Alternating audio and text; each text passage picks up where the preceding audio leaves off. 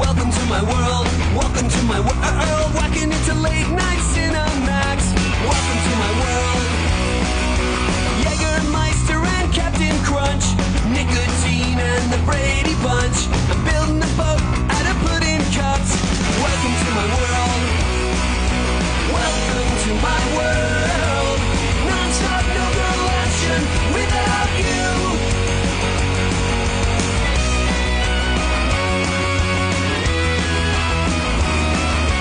This old shirt is starting to stink. I don't give a damn what people think.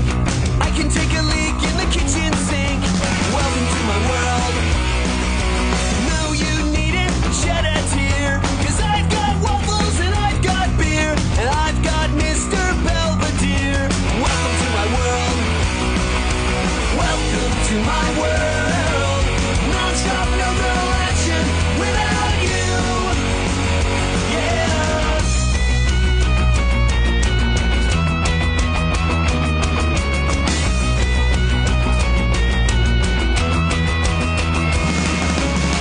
Don't wanna be here. Don't wanna be here tonight. Can't stand another episode of Cheers tonight. I hate that Woody. I hate Diane. Frasier and Norman. That dumbass mailman.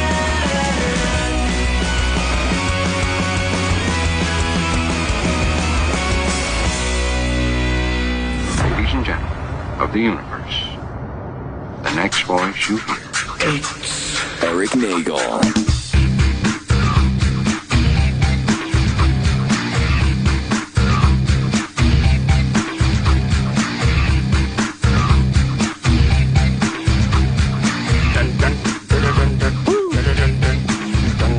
It's like the old Beavis and Butthead days, where they didn't know the words, so they just sang the riffs. The other day, before I get into the whole intro stuff, the other day I'm stuck in a YouTube vortex. The rabbit hole. And Beavis and Butthead came up where they're watching the Bee Gees jive talking. Nice. And then it gets to this weird bass line, and Butthead just kind of, they do the look at each other and it goes back, and then it cuts to the video again, and he just starts going for the rest of the video. And I don't know why that was so funny, but that's how they finished out the whole video viewing process. Dude, Beavis and Butthead was awesome back in the day. Like, rewatching those episodes is like, so many things like you missed, like watching it as a kid because you were just like, trying to sneak it in when your parents were like not letting you watch it and stuff. And I don't know, it's just kind of crazy. I liked MC 900 Foot Jesus. That was the If I one only song. had a brain. Yeah, that was you the know one what? song. I'm making a note right now. That is next week's opener. There you go. Or like the one where they did Ween Push the Daisies. Yeah, that was a great one too. Yeah. That's the one. Push him up! The 900-foot Jesus is where Butthead was like, stop it, Beavis, and he was going to start beating him up, and he just kept going.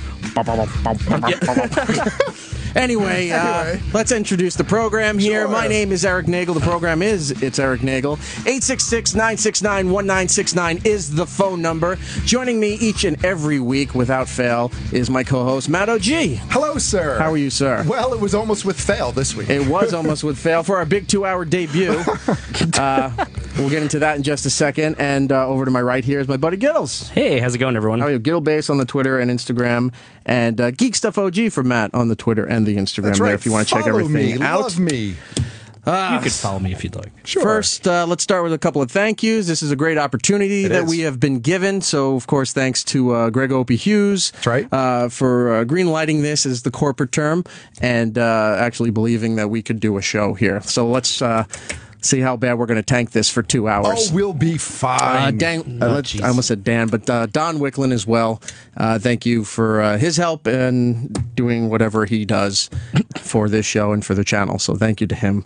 And we'll be moving on a little later on in the program today. We're going to talk to Zachary Quinto. That's right. You may know him as Skylar from Heroes. You may know him as Spock from the reboot of Star Trek. You may also know him from 2 seasons of American Horror Stories. That's right. I forgot his character's name. He was the rubber man in the first. Well, he was not really technically the rubber man. He was like the boyfriend in the first season, right? Who bought like first the rubber season suit. with it was the like the dead people haunted in the house. Yeah. And then he played Dr. Thredson in Asylum, and he was a serial killer. That sounds almost like a ska song. Yeah. Dr. Thredson. Dr. Thredson. Ooh, pick it up, pick it up, pick it up. Big horn section. But he's in the program right now called The Slap on NBC. We'll talk to him about that. And also, he's in the new Hitman video game that's coming out soon. Right. So we'll bring that up as well. Have you been watching The Slap? Anybody here? I have not been watching I saw the 15-second part with the slap, and I was like, all right, I saw it, and then I just kind of turned it off. It's like when you watch a movie and they say the title, you're like, okay, now I'm done with the movie. Exactly. So if you haven't seen The Slap, if you listen to Sam Roberts' show, he's been covering this for the last few weeks. Right. Very in-depth. And it's actually been pretty funny what he's been talking about, how ridiculous the show is, and the concept for it. So is it a show or is it a mini series? Like, is it going to have like more than like? It's a special event / mini series. Okay. So that's going on. Because I don't see that having a lot of line. How do you do this? What's the Slap season 2? It's the kick. Like season 2. Yeah. He falls down the stairs and like hits people on his way down. The Slap is pretty much what starts off the whole saga, as far as there's a court battle and there's people cheating on each other. It's kind of the breakdown of a family, isn't it? Yeah, and there's obnoxious children who pretty much deserve the slap and deserve more than just the slap, and have not received it from hippie parents. Fair enough. So I think we're 4 episodes into that. You can check it out on Hulu or NBC.com. Has the most recent episode. You can check that out. We're not going to go too much into that until we speak to Zachary, but if you're curious, go to the On Demand. You can check out Sam's show for the past few weeks. He's done a lot of coverage on that, and probably better than we can do as far as that particular subject is concerned. Also, we'll talk to Jason Isaacs. Right.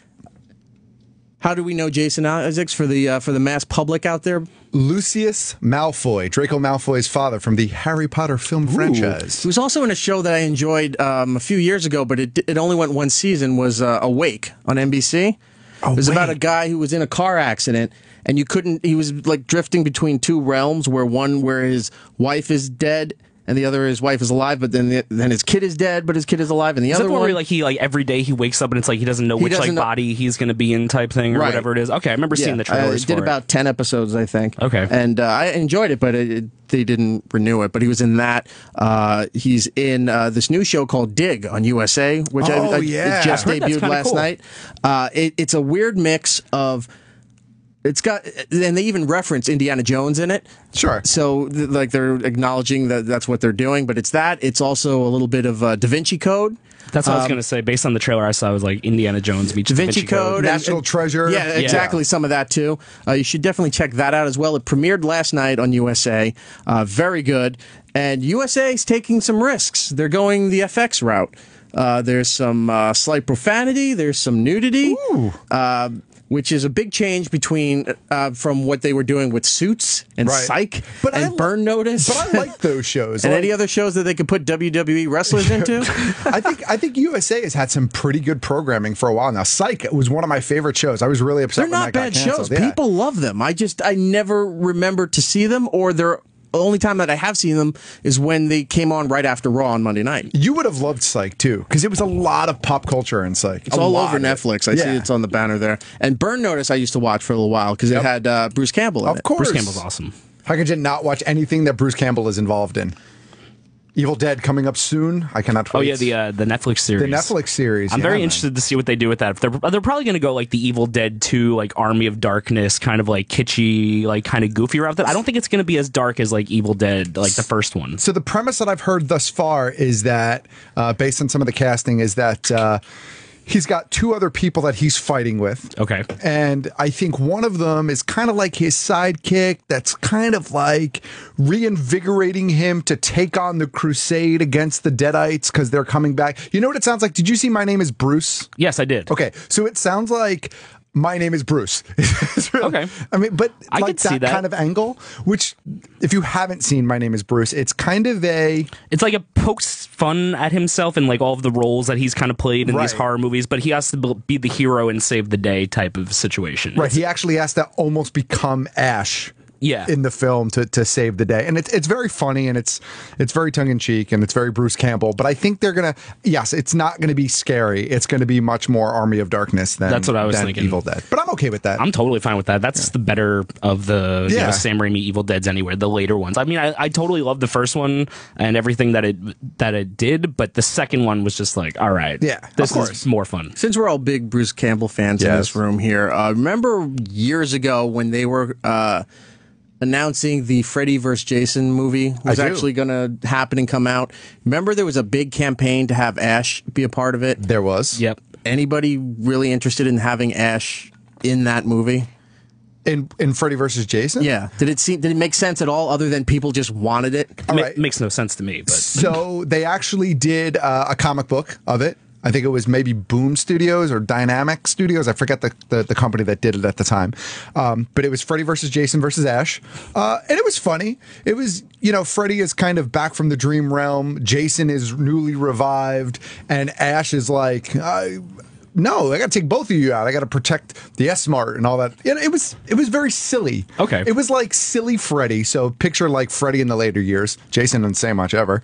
And then it was Army of Darkness Ash. So and like sarcastic Ash. It was funny. It was cute. I don't know if it would have worked on film, but it worked in a comic book. Yeah, I don't know about that. All right. Well, just wanted to throw that out there. Sure. So, yeah, as I was saying, we will talk to Jason Isaacs in a little bit about Dig. You should definitely check that out. That's where we started. That's right. Trying to bring it around. So, 2-hour show today. Right. It's 7 to 9 p.m. on the East Coast. And then for those listening on the West Coast, 4 to 6 p.m., which is afternoon drive, as Rich Voss likes to point out all the time. Right. And so this is a great opportunity.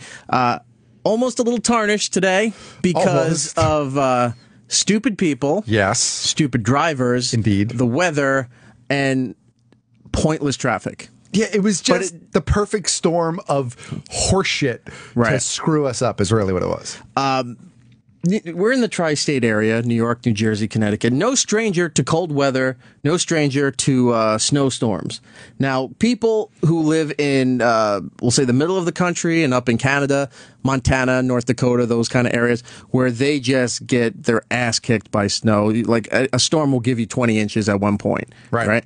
So they're going to laugh at us. It's just like us laughing at people in Florida that they don't know how to drive in the rain, and it rains there all the time. Right. So we had snow hit yesterday in the Northeast here. Out by where Matt and I are, we got about 6 to 8 inches of snow.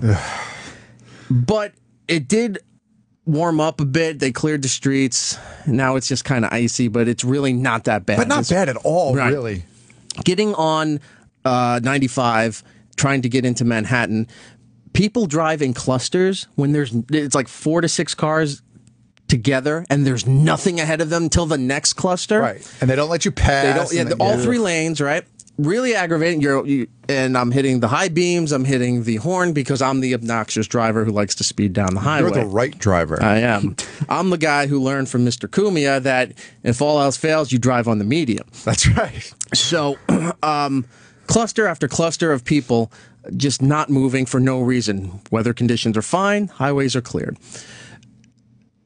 I started to notice before I picked up Matt and after I picked up Matt that in this cluster of people who were driving slow or not knowing what they were doing, we started to see a pattern. That's right. And the pattern is an old stereotype. Sure is. And it's not a racial stereotype. It's not. It's an old 1950s Madison Avenue kind of stereotype that women do not know how to drive. That's right. It was a gaggle of ladies. Ruh-roh. And I hate to reinforce this stereotype, but it's right. Tonight it was so right because everyone in front of us was of all age demographics, middle age, elderly, young people, all don't know how to drive, pissing me off. This is where I really love Magneto because I wish I had that power. I could pick up their car and just throw it off the side of the highway. It was just awful, and they hit all the major, like the little old lady who can't see over the steering wheel, the lady with the really big thick glasses. It was terrible. And it's so frustrating when you have something to do, like maybe a radio show, and you're watching the minutes tick by, and you're like, what the fuck? Just please go. Just a little bit. Scoot over. And to top that off, because we're doing the longer show and starting at a new time earlier, right? It throws off the routine that Matt and I have had from Friday nights, and even on Saturday nights when we used to drive in. Matt would meet up with me. We'd both drive in together. And Matt works a regular job during the day, so he can only get out at a certain point. So I have to go, and we tried it today to meet up, which we're going to have to make other arrangements now. But I tried to meet up with him and got him, and then we were trying to drive in, and it was ridiculous. There was no reason for any of this. And it was just pissing me off. It's been a crappy week. Earlier in the week, if you listen to the Opie and Jim Norton show, our studio died. That's right. So that was a lot of stress and aggravation, and then they only got the studio up Wednesday. I'm still waiting for this thing to fall apart because the engineering crew did a good job and raced to get things done, but I think a lot of this stuff here, it's not the new studio that we were hoping for yet, but they did their best to piece this all together. I'm hoping it lasts, but, Murphy's Law, is it Murphy's Law, where what couldn't go wrong will go wrong, I think might be in play here, and I'm waiting for this to crap out on our 2-hour debut here. So how did it break? It just stopped working? Like the power stopped working, or it just physically just broke? Without getting too technical, this board is a digital board. Ooh. Not an analog board like a lot of radio stations have. Digital board. There's a computer that connects to this, and there's also a mainframe that's sort of the middleman to this. This doesn't matter to anybody listening, but since you asked... communication between those three dropped down, and there was a lot they had to work on, and but they got it done, and here we are. Awesome. So there was that. There was the 2 snowstorms this week. Trying to shovel out ice. This morning, I got up. This morning. On Friday mornings, every now and then, is the Bennington Show. Right. With Ron Bennington and Gail Bennington, as they say, no relation. And come in to do that show in the morning. So I get up. I get out early, and I get out to my car, and it's covered in snow. So I'm like, all right, I'll scrape the car off. All the snow's gone. There is about an inch of ice all over my car. So now I'm sitting there with the butt end of the scraper, almost like a hammer, trying to break everything off, get the ice off, and I can't get the car doors open. So I have to open the hatch in the back of my car, my SUV there, crawl through the car. Only barely got one side of the window scraped, so I had to back the car into the middle of the street because the right side of me was just mountains of snow. I couldn't get to it. So now I have my car running in the middle of the street. I had to lean over the hump and kick with both feet to get the doors open because they wouldn't even unlock. A little bit of hot water. So I'm just cursing just a tiny bit. and screaming and scraping all this stuff off and kicking car doors open. And again, trying to get to work this morning. It was just the same thing. People driving in little clusters because they're afraid and they don't know what the fuck they're doing. Where am I going with this? I had a really shitty week, but people listening don't really care about listening to people on the radio having a shitty week. Not at all. Because they had a shitty week and they work. A lot of people work worse jobs than what we do, and I understand that. So what I'm going to do is I tweeted out earlier that we had some prizes to give away. That's right. We have 2 Funko toys, awesome, which we're big fans of these toys, from the Better Call Saul series. Well, technically they're Breaking Bad labeled figures because the Saul figures haven't come out, but they're the characters that are in Better Call Saul. So we have a figure of Saul Goodman, played by Bob Odenkirk, signed. Right. And we have a figure of Michael, I can never remember his last name. Ermin Trout, thank you, who is portrayed by Jonathan Banks, signed. So we have those 2 here. So we're going to take your stories. I know you had a shittier week than I had here. It was your birthday this week too, right, Eric? Was it that shitty too, or no? Well, it was shitty because of the studio stuff. Oh, okay, gotcha. That made it shitty. But I got to go to Monday Night Raw, which we'll talk about later. Ooh. Matt and I went. So I'm sure you had a shitty week. Let me hear your stories, and we'll put you in the running to give away these 2 figures. Sound good? Sounds good. 866-969-1969 if you want to call in with your shitty stories there, and we'll get that thing going as well. Let's talk to Bill in Pennsylvania. Bill, how are you? Okay. See, See, that's why we can't have anything nice. This is why we can't have nice things. No, that's fine. Who gives a fuck? Yeah, it's whatever. If that's what he wants to do, that's his prerogative. Apparently, there's a T-shirt with no relation to me. Apparently. Maybe you want to go buy that as well. There you go. Let's go to Lee in Atlanta. Lee. Oh, well, I wasn't actually calling to be part of this, but since you asked, or funny that you should ask, I'm getting a divorce, and I have a mother that lives with me, and we have a dog for her, a small Chihuahua. And all of a sudden I got a letter from the lawyer saying they now want the Chihuahua, which the day after we got the letter, the dog died. That's rough. Wow. Well, it was a Chihuahua. Now, what I'm trying to figure out, though, I mean, if he's getting a divorce, is that a bad thing or is it a good thing? Maybe it's a good thing. I don't know. All right, whatever. Yeah, exactly. Let's see. Garrison in Wisconsin. This is where the center of the country is going to yell at us for, they deal with snow worse than we have to deal with it. Garrison, how are you? No, actually, I'm not going to yell at you, Eric. You actually had a lot more snow than we've had in Wisconsin this year, believe it or not. How is that possible? I have no idea, but it's been frigid cold. Polar vortex. It was 6 degrees this morning when I left. Ooh. It was 9 when I left. You got a couple degrees on me. Yeah, it doesn't matter. Well, anyway, I've been a truck driver for over 20 years from Wisconsin. Always have driven in, cold, snow, ice, everything else. I'm the one that everybody hates where you are because we go flying by at 70 when everybody else is doing 30 and just completely white out everything. Right. But day before yesterday, I got to drive in a foot of snow, completely unplowed, not maintained, in Kentucky and Tennessee. And if you want to talk about a joyride, oh my Lord. Jesus. These little clusters are long clusters with nobody anywhere remotely near. 3 lanes wide, and everybody has to be in every lane and doing 20 miles an hour. No, that's just not right. Do you know that in New Jersey now, the unofficial name is the left lane dick, but you can actually get pulled over for that. You can get pulled over that for New Jersey if you're hogging the left lane. There's not many.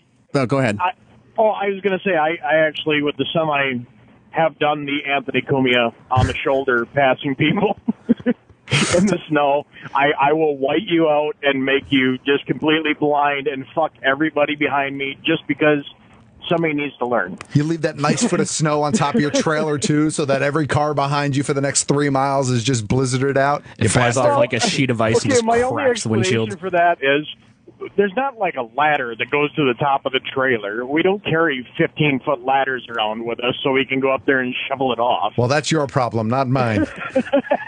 No, it's not my problem. It's behind me. I can't imagine there's many cops hiding out on the highways in Wisconsin. There's nothing there. No. So you get away with doing whatever you want as a trucker up there. Pretty much.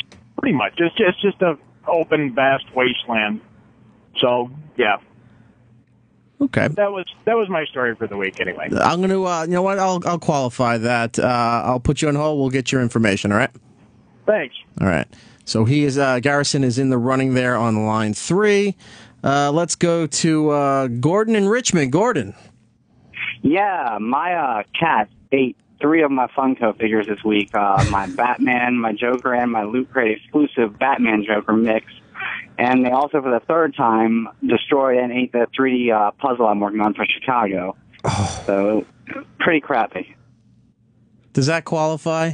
You know what? I've had cats eat toys before, and it's a miserable fucking experience. Like, how eaten was it? Like, digested, eaten, or just like gone. They just ripped it apart? No, the ears are gone, the feet are gone. I mean, I can't even stand them up anymore. Jesus. I think that qualifies. That qualifies? He goes into the running. I didn't think cats did that. That seems more of a dog thing. Oh, no. I have toys with capes because I'm that guy, and a lot of them have cat teeth holes in them from years of being chewed and brutalized. So now that room is off limits to the cats. Yeah. All right, Gordon, we'll put you on hold here. We'll have you qualify for that as well. Gordon's on line 7. Let's go down to Georgia. And Chris, how are you? Hey, Eric, what's up, man? What's going on? Just try to get my name in the running. I deliver gas. I drive a truck. I deliver gasoline. I got sent to a store in Savannah. Actually, they told me that the store was in Fort Whitworth, which is about 12 miles north of Savannah. Okay. Get to the store, realize it's the wrong one. It's pouring down rain, and it's at rush hour. And Savannah traffic in that area is pretty bad. So I had to backtrack all the way back down to Savannah, get to the store, pouring down rain once again. Never been to the store before. Start dropping the fuel, which is diesel fuel. Turns out I'm dropping it in the tank for the automobile diesel. Come to find out, well, that's not a big deal. It's not like it's a bad mixture or anything like that. But the one I'm supposed to be dropping in for the truck is on the backside of the lot. So I have to go back there, finish dropping, pouring down rain once again, get stuck in traffic. Turned around today, got sent back to the same store, just sat in 45-minute traffic because of another wreck down around that area, and I just got back moving again. So I've had a pretty shitty 2 days. And possibly an environmental disaster on your hands. No. At least like he wasn't pouring the diesel like in the dump station, right? You know, when people RVs. It was diesel into diesel. It was for auto diesels, like diesel powered pickup. No, we got it. I spill electricity onto my electricity all the time. It's fine. All right, Chris. Well, we'll have.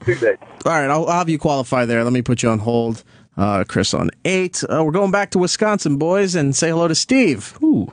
Hey, Eric, how you doing? Good. How are you, sir? I had to sit on 65 in Kentucky, some damn hillbillies, listening to a guy telling me why they call it the bluegrass state and talking about his fucking family all day. That sounds horrible. Did he have all his teeth? Hack. No. He took them out, E-Rock. He took them fucking out. He took them out to tell you the story and then put them back in? Yes, and he's like, do you have anything to eat? I said, I'm in a sedan. Why in the hell would I give you things to eat? Now, I know I sound like a hillbilly, but I'm not. No, you don't have that twang. He took the cake, E-Rock. He was the dumbest guy I've ever talked to in my life. I love the fact that he took his teeth out to talk to you instead of putting them in to speak correctly. He was whistling too much or something like that. Terrible. I'm torn for life. All right, Steve, you qualify as well. I'll put you on there. A lot of people qualifying here. That's all right. People had really shitty weeks, and they got to get it out. Sure. And we'll pick because you know what? We'll do the shitty week thing here for this first segment. And then we got to talk to Zachary Quinto, and then we'll figure out what to do to give away the second one when we come back after that. Sounds good. We'll come up with something there. Mike in Virginia. Mike, how are you? Doing well. How about yourself? Good. Good. So last night, just run-of-the-mill kind of thing, game night with some friends. I had the same problem you did with my doors in the ice, and it wouldn't open up. Finally, I was able to get one door open. I'm on the way to my friend's place, and I'm a smoker, light that up, and then my window is frozen shut, so it won't open up. So now I'm trying to scrounge around, figure out how I want to, I don't like to smoke with my windows closed. But anyway, long story short, I get there. It's my friend's place. We have our game night, and my friend's got a pet ferret. They had some seizures and died on us last night, so that kind of just ruined the whole game night. Then we ran into people outside who are going to buy some alcohol. I didn't really want to drive, and I loaned him $10, and he runs off with it. So that was my night last night. Wait, I'm missing part of this. It was a little hard to hear. Was the ferret in the car? No. The ferret was at the house once I got there for game night. Because when he said he couldn't get the door open and he was smoking, I thought maybe like he asphyxiated the ferret. I was like, wow, he may win this. Sorry, I can't lie about it being that bad. All right, I'll put you on hold there, too. Was the ferret involved in game night? I'm kind of confused now. The I ferret really want to died know. and ruined game night. I know. Geez, what was the ferret doing? I would use it for the new Monopoly piece. Dead ferret. Dead ferret. Whack a ferret. Whack a ferret. That sounds like an excellent game. Yeah. Or do perfection, put it in there and shoot the ferret up in the air when the timer goes off. Jesse in Chicago, how are you, sir? Hey, what's up, E-Rock? I have had some shitty weeks. Last Friday, I lost my job of 5 years. What did you do? I worked at a car dealership. I worked on the cars. Oh, you were a mechanic? Yeah. Okay. So I got fired last week, and then Monday My brother-in-law works at another company, but so he said you need like a CDL license. So I went to the DMV. I rented a truck, CDL. I'd never driven a truck before. So I go there. It's $300 to rent the truck. Of course, first time I fail. So God damn it! So now I have to go drop the truck back off. Signed up again for it on Thursday yesterday. I make an appointment at 8 a.m. Apparently there's only 3 people working at the DMV, so I had to stay there from 8 a.m. and I finally got out at 2 o'clock, and I couldn't leave all morning because, God forbid, they call my name and I'm not there. Right. I had nothing to eat all morning. I finally take the test. I pass it, so I had to spend another $300. So I get back, drop the truck off, and then I had 2 tickets on my car waiting. So there goes my shitty weeks there. So you're out $600, no job, 2 tickets. It's a paradise. And you got a CDL license. I don't know that that's that's terrible. Yeah, I think you qualify, but you definitely did not come out on top in this scenario. No, but so now I'm looking for a job. Well, if you're in the Chicago area, you can. And do you have a Twitter at least, Jess? A what? Do you have Twitter? Yeah. What's your Twitter? It's J_D_ and then I. All right, make it easy for everybody. J_D_I. Jesse needs a job. If you're in the Chicago area and you're looking for a mechanic or something, maybe you can help him out. I think that qualifies. I'm going to put you on hold there, all right? Awesome. Thanks, Erik. All right, hang on there. Let's go down to Texas and speak to Dennis. How are you, sir? I'm good, Erik. How you doing? Where in Texas are you? Well, I'm in between Dallas and Houston today, but I'm in Dallas. Is it true those cities really hate each other? They do. Yeah. So. I have buddies that live in Houston, and they all say how much they hate everybody from Dallas. Yeah. So what I had to do was, he doesn't care. I'm shooting my week was, I was on a business trip going from Dallas to San Francisco. Flew out on Tuesday with a couple guys from work. We had a big presentation the next day. We land in San Francisco and decide to go to dinner down by the water, by the Embarcadero. Found a great parking spot near Pier 39 on the street. We're all excited because it's after the meter reading time. We're high-fiving each other in the street with how great our parking spot is. Walk a block to dinner, come back, and as I walk around the front of the rental car with an SUV like an Expedition or something, I see glass all over the sidewalk. Some assholes had smashed the window in the back of the rental car open and taken all of our luggage out. I mean, they took our briefcases with our computers and all of our work in it, and then they took our clothes. I mean, they took like our clothes. So it's not like they went through the stuff. They actually just took the cases and left with them. They took everything. So what's shitty about it is we went to the police department to file a report. As we go in there, we see 3 other dudes in there with their sport coats and their jeans on from Atlanta, and they were parked like a block away from us. They got hit too. But I guess those guys didn't have room for their suitcases because they have all of our fucking suitcases. So they just took their briefcase. Oh, I swear I thought he was saying when we saw these guys in the sport coats, like they were wearing our clothes. Yeah. We found those assholes. Well, and that's what sucks about it is you travel as much as I do. You have everything perfect. You have your noise-canceling headphones. I had the perfect pair of nail clippers. Right. Everything is set exactly right. And I flew home, back to... You lost me at nail clippers. With nothing but a little bag of shitty bathroom toiletries I had to buy at Walmart, and not have anything else with me, just a shell of the savvy business traveler I was. All right. Just 24 hours before. Well, that does suck, and I do think that qualifies. I don't know how a signed action figure is going to make up for you losing all your valuables, but we'll at least put you in the running there, sir. All right, thanks, sir. All right, hang on there for Dennis in Texas. We're trying to go all over the place here, especially if there's any other West Coast people. We'd like to talk to them as well. But let's go to Iowa, because who wants to go to Iowa and talk to Erik? How are you, Erik? Hey, good, Mr. Nagel. How are you guys? I am fine. You sound like a Bond villain. Yeah, okay.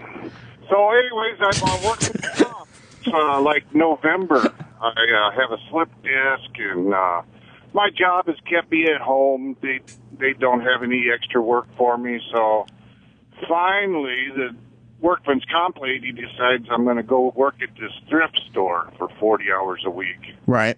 and fold clothes, which is cool. You know, it's all donation, so it's good for my head and everything. I'm feeling better about things. So I start on one of them internet sites. I'm talking to this girl. Actually, I'm talking to two of them, and it's kind of getting wild. I'm feeling better. I think I can perform maybe with my bad back. So I decided to meet this girl. Now, she's pretty nice looking. She's my age. I'm 54 years old. She's about 50, and not bad looking for a 50-year-old. Okay. Can look good in a bikini, I guess. And so I decided to meet her at the mall after my shift at this thrift store. And I go in there. All my pictures on the Facebook page I showed her had me with the beard, but I've shaved off the beard and I haven't added any pictures. So I'm in there without the beard, and I'm walking behind this lady, and she's kind of big, like way too big for me. Right, she's fat. With she has a penis. She didn't have penis, but she could have. Who knows? I don't know. She could have been hiding anything underneath there. But, yeah, she was... So what happened? 300 pounds heavier. She was about 200 pounds heavier than what she actually was. I just ate my Arby's and watched her eat her Chinese food, and I got up and left. Well, that's the smart decision to make, my friend. It's called... back in the day, it was called MySpace Voodoo. Call it what you will now and throw the voodoo on it. But, yeah, women love to angle the photos the right way or... be pretty deceiving on these dating sites or apps or whatever the kids are using nowadays. She promised me a good massage for my back and promised to take care of me. And yeah. You know, even that wasn't Look, bad. I don't know. I'm on the fence on I'm this sure one. if you actually went and talked to her, I'm sure she would have done all of those things, but you just watched her eat Chinese food and then you left. So we'll never know if that was going to happen or not. But... I didn't bring a 2x4. Strap on my butt so I wouldn't fall in. I think you're good. Erik, unfortunately, you're going to be the first one we're passing on this. We have to pass. God damn it. I'm sorry, man, but thank you for calling. Let's go to... If she had a penis, definitely would have been on the list. That was like a Grandpa Simpson story. I was like, where's he going with this? Then we put an onion on our belts because that was the style at the time. What was the thing with the bees? I wore a 20-pound beard of bees. No, for the coins. Remember, give me 2 bees for a nickel or something. Give me 2 bees for a nickel. We just ruined a perfectly good reference. So let's go to South Carolina and talk to Mark. Mark, how are you? Mr. Nagel, doing quite well, considering. How are you, sir? We're doing okay. You got a shitty week? No, the week has been great, and I thought I would top it off by taking my wife and my daughter and her girlfriend. My daughter is 8 years old, and she's in the Scouts, and take them out to dinner. Went to Olive Garden, which, I know, but for the shitty town we live in, hey, that's the best we can do. Look, don't knock unlimited soup and salad and breadsticks there, my friend. Word. True. Well, the problem started when we're there ordering or getting our food. Our waitress comes up, and, of course, she has a nice, thick Jersey accent, which that's fine. That's not an issue. The issue came when she looked at my daughter and said, "How old are you, sweetie?" And she said, 8. She said, "Well, I have 3 kids. I had 4, but my 7-year-old died." Oh, Jesus. She said this to your kid? Yeah, she said it to my daughter. Then she took the order, and then she comes back with the appetizers and proceeds to tell us in graphic detail how her daughter died in a car wreck that her husband was driving, and how the daughter went through the windshield and became decapitated. Oh! Jeez. Wow. I shit you not. Then she brings the food and is telling us more about the funeral and how many people were there. Needless to say, my poor daughter is terrified, and she looks at me crying and says, "Daddy, I don't want to die." And I said, "Sweetie, you're not going to die." And it just... As long as Daddy doesn't drive shitty. Ruined the entire week because, you know what? Conversation is one thing, but when you're trying to serve someone, right, you don't need to tell them about your decapitated kid. Just give me some fucking breadsticks. I think that at least qualifies for free apps. Yeah, I think so. Free right? apps, I hope you brought your check to the manager and asked them to readjust. Well, and the thing is, when she's talking about, I'm a retired firefighter, so I have seen it all. But eating the chicken mozzarella soup just felt like brain matter. So I couldn't eat anything else. In all seriousness, did you tell anybody? Did you tell the manager? Well, I did not. I'm going to when I get home because of the fact my daughter's there, very upset. And it's like, let's just get her out of here, get her some ice cream. Let's try to calm her as opposed to her thinking of death. Right. I'm not doubting it, but I will say this: if this is a true story, and I understand, being a father wanting to get her out of there or what have you, but I would have had somebody else take your kid out, and I would not have left without talking to the manager first. Because going home and then calling back to it, they'll say whatever they can to get you off the phone and maybe give you a free meal the next time you come in. But in order for something that horrific, you should have just demanded to speak to the manager right away. Well, the thing is, it is such a small area that we live in that I have frequented that area a lot, and they do know me. So it's not like I would be calling and just be hung up on. I can actually go and speak to the manager. Good. Go in there and fuck up their Christmas. Jesus Christ. All right, Mark. All right. Some of the firefighter stuff where the houses we've had burned and where I've done arson investigations, let them see those pictures. That would be nice. I think he's saying tit for tat. Yeah, seriously. These are starting to get me depressed. Yeah, this Shitty Week stuff is getting bad, man. Can we talk about like cartoons or comic books or something fun and exciting? We can get to that anytime, Matt. People have shitty weeks all the time, and we need to hear about it. All right. All right, Mark, I'm going to say that qualifies. I'm going to put you on hold there and get your information. We'll do a couple more here, and then we got to get to we got to take a break and then get to Zachary Quinto here. The waitress's daughter's name was Olive, and she's in the garden. It was called Olive's Garden. It's in the center of the restaurant. There's just like one little rose planted in the middle. Yeah, just one rose. I'm going to go hide someplace. Terrific. Where do we want to go? Do we want to go to Philly, Jersey, Ohio, Pennsylvania, back to Chicago, back to South Carolina? Let's try Philly. We haven't done I'd say Philly either yet. Philly or Ohio. I always have a shitty time when I'm there. Joe in Philly. What's good? Hi, how are you? Well, So, my week hasn't been that bad, but I've been hearing some of these calls. I work for like a national snow removal company, so I'm calling people all throughout the country, making sure like their sidewalks, their parking lot don't have any snow on them. Right. And I've just been hearing a couple people from Wisconsin call in.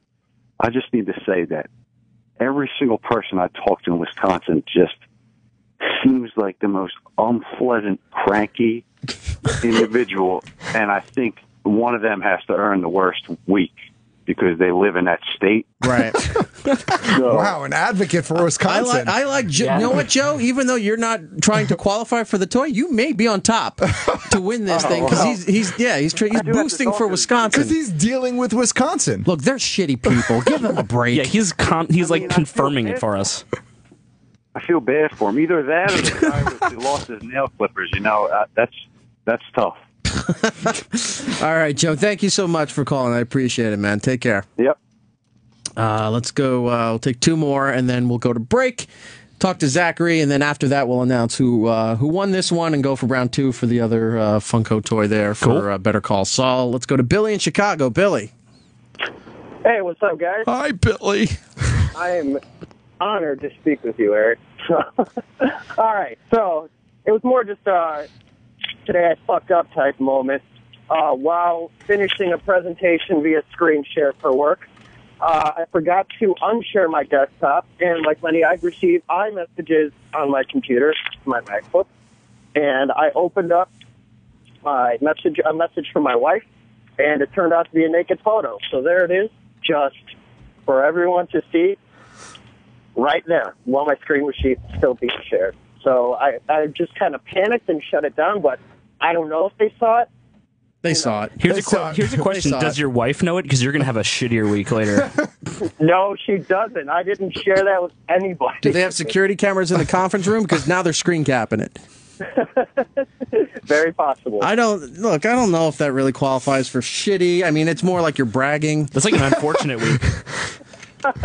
It was more just a panic moment. This happened. It only takes one, and I panicked and couldn't believe that it had actually gone down. All right. Well, if her picture goes through a windshield, that does kind of suck, but I don't think it really qualifies for a really shitty week. But Billy, thank you. It's a pleasure to talk to you. Call back soon. All right. Take care. Let's go for the last one here. We'll go to Tyler in Arizona. Tyler. Hey, guys. Hi. So my week started out with, my girl dumping me, so that wasn't cool. I was, trying to clear my head, and I got a pickup. It's about 6 months old, fully loaded Silverado.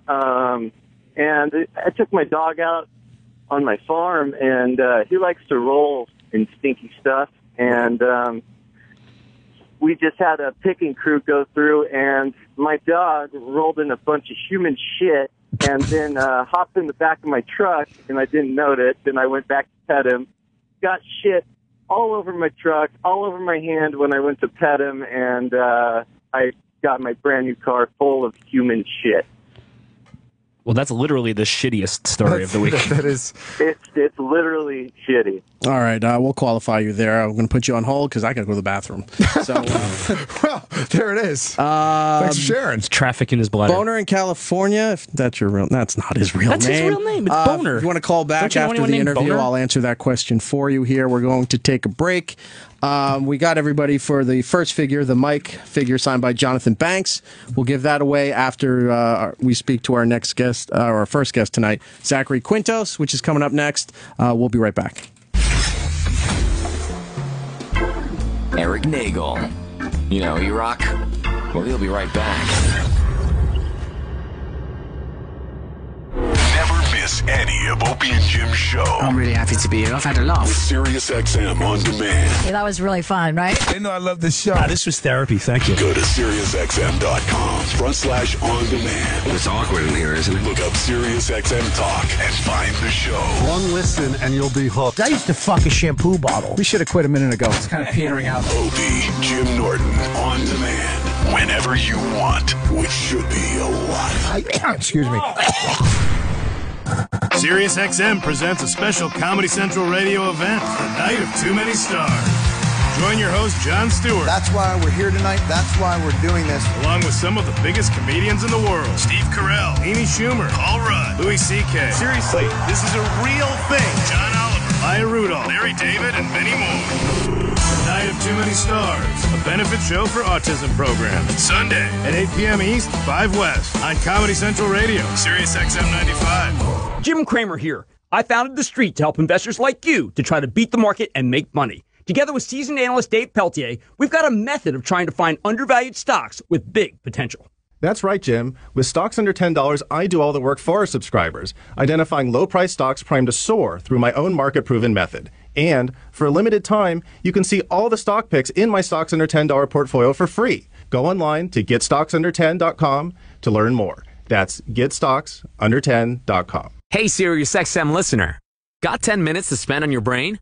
Take a Lumosity Fit Test to challenge your memory, attention, problem solving, and more. First, you'll play 3 fun brain games to calculate your baseline scores. We'll even show you how you stack up against people worldwide. Then we'll build a personalized cognitive training program just for you. Ready to start? Get your personalized training program now. Visit Lumosity.com to take your fit test today.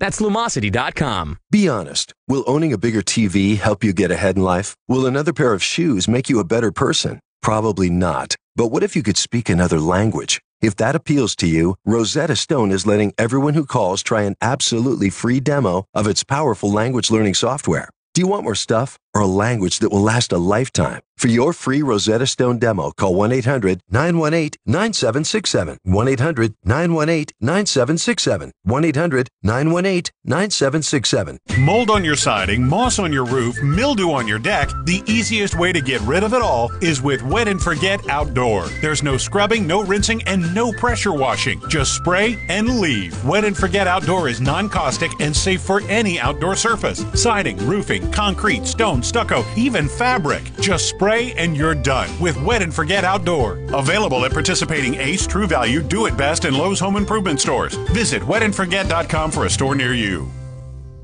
Intergalactic spaceships, comic book supervillains, fire-breathing dragons.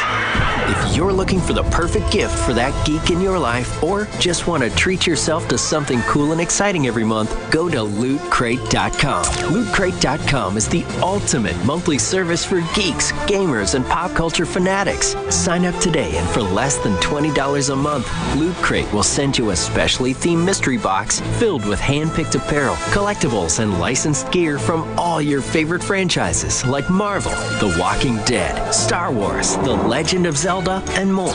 Each month's box features a new theme inspired by the latest movies, TV shows, and video game releases. Go to lootcrate.com/OPIE now to learn more. And for a limited time, use promo code OPIE at checkout to save $3 off any new subscription. Go to lootcrate.com/OPIE now. That's lootcrate.com/OPIE. I love coming to Mathnasium. Kids from kindergarten to 12th grade attend Mathnasium, the math-only learning center. Why? I feel much more confident in math. I want to be best in class. My friends sometimes ask me, like, oh, how'd you get an A on this test? And I tell them I go to Mathnasium. Set your child up for success this year at one of more than 500 franchise locations. Visit mathnasium.com or call 844-844-1911 for a free parent pack. That's 844-844-1911. It's Erik Nagel.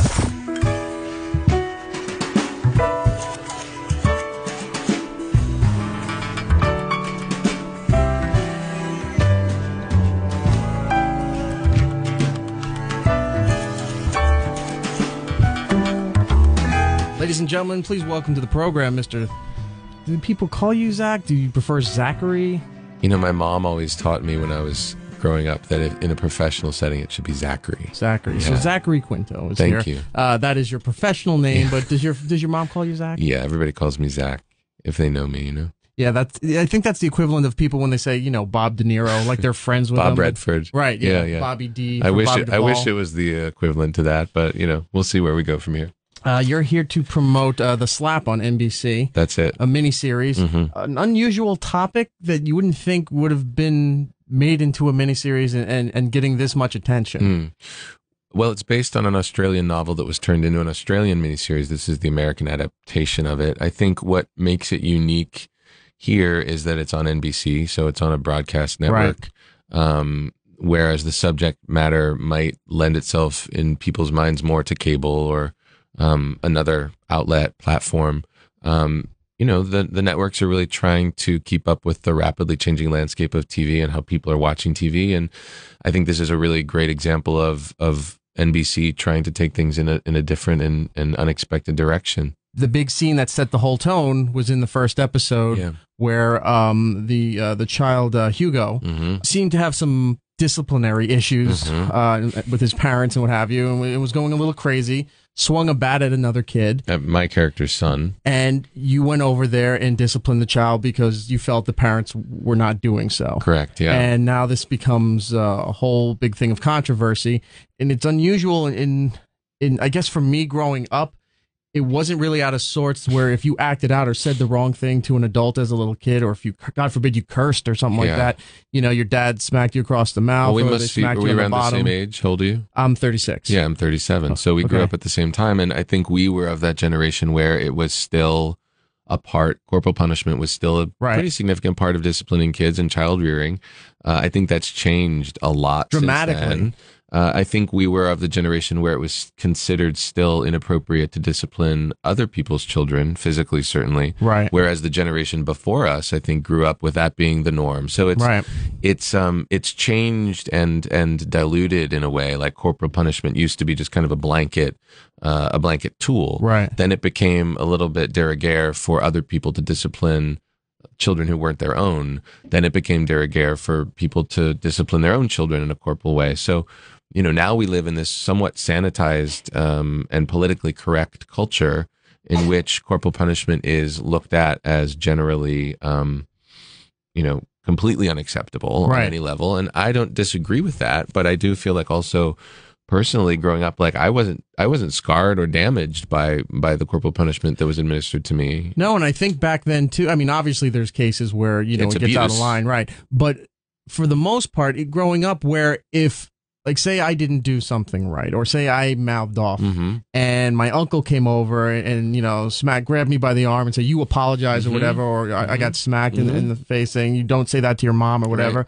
It was never how it's portrayed in the show here. Oh my God, you touched my kid. It would be, your uncle is right. You shouldn't have done that, or especially your grandmother. Yeah, especially your grandmother. Right? There's also the difference between like getting smacked on, like we got smacked on the wrist, or on the knuckles, or on the butt, but getting slapped in the face. Yeah, okay, or was, but getting smacked in the face is a little bit of a different game, I think, as well. And I mean, I don't know. I used to get my mouth washed out with soap.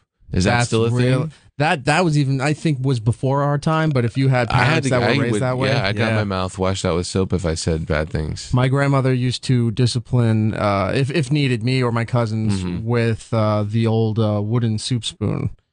Soup spoon. We had an implement called the stick, and the stick was a long, maybe like 18-inch long kind of piece of wood, about as thick as a wooden soup spoon. Right. And that was our implement. And for you old timers, they called it a switch. A switch. Yeah, go fetch a switch. See? So this comes out, and if you read, not that the internet is really a good gauge for anything, but if you do read online, you see it's kind of 50-50 on some of these things. You get a lot of the modern way of thinking with parents where they're like, I can't believe someone would even consider doing this. And then you get a lot of old school where, again, it wasn't considered abuse, but it was just the way you grew up and the area of the country you grew up in, where they're just like, you did nothing wrong. No one was disciplining the kid. The kid swung a bat at the other kid's head.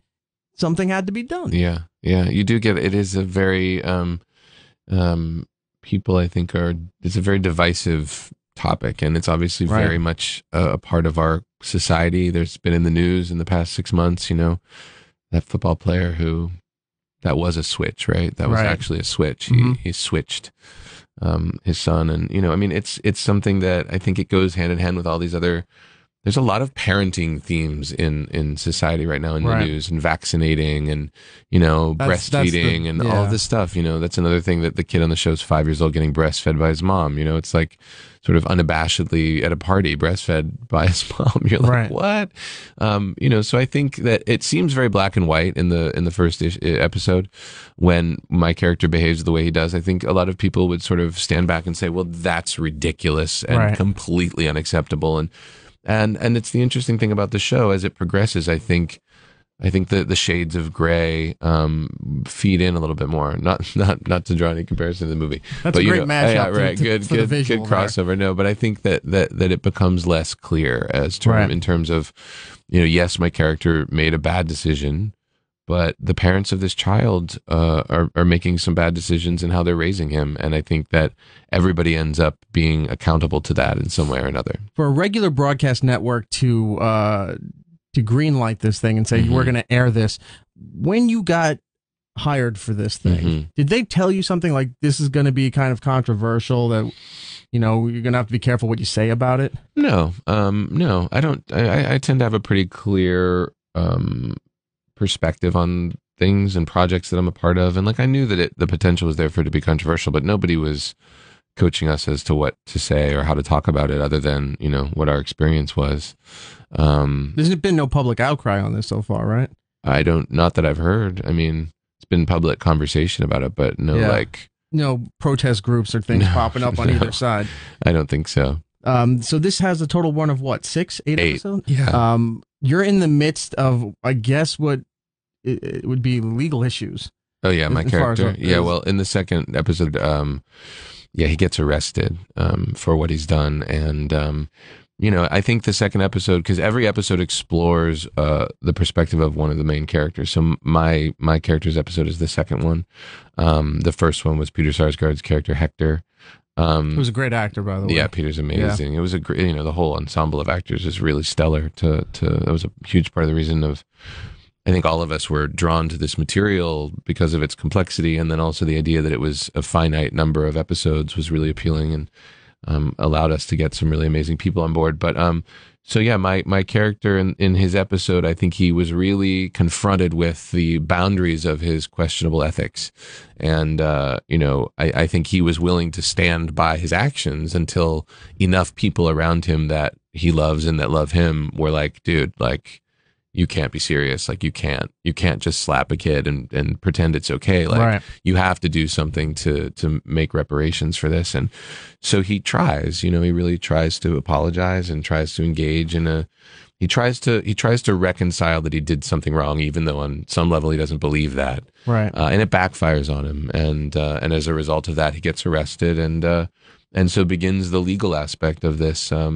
unfolding drama. So it on one level it's unfolding emotionally and in the relationships between these characters, and then underneath that is the actual legal proceedings that will now lead us through the end of the series. A lighter tone to what I've seen so far during a very crucial, intense situation just after the slap where your family starts speaking Greek. Yeah.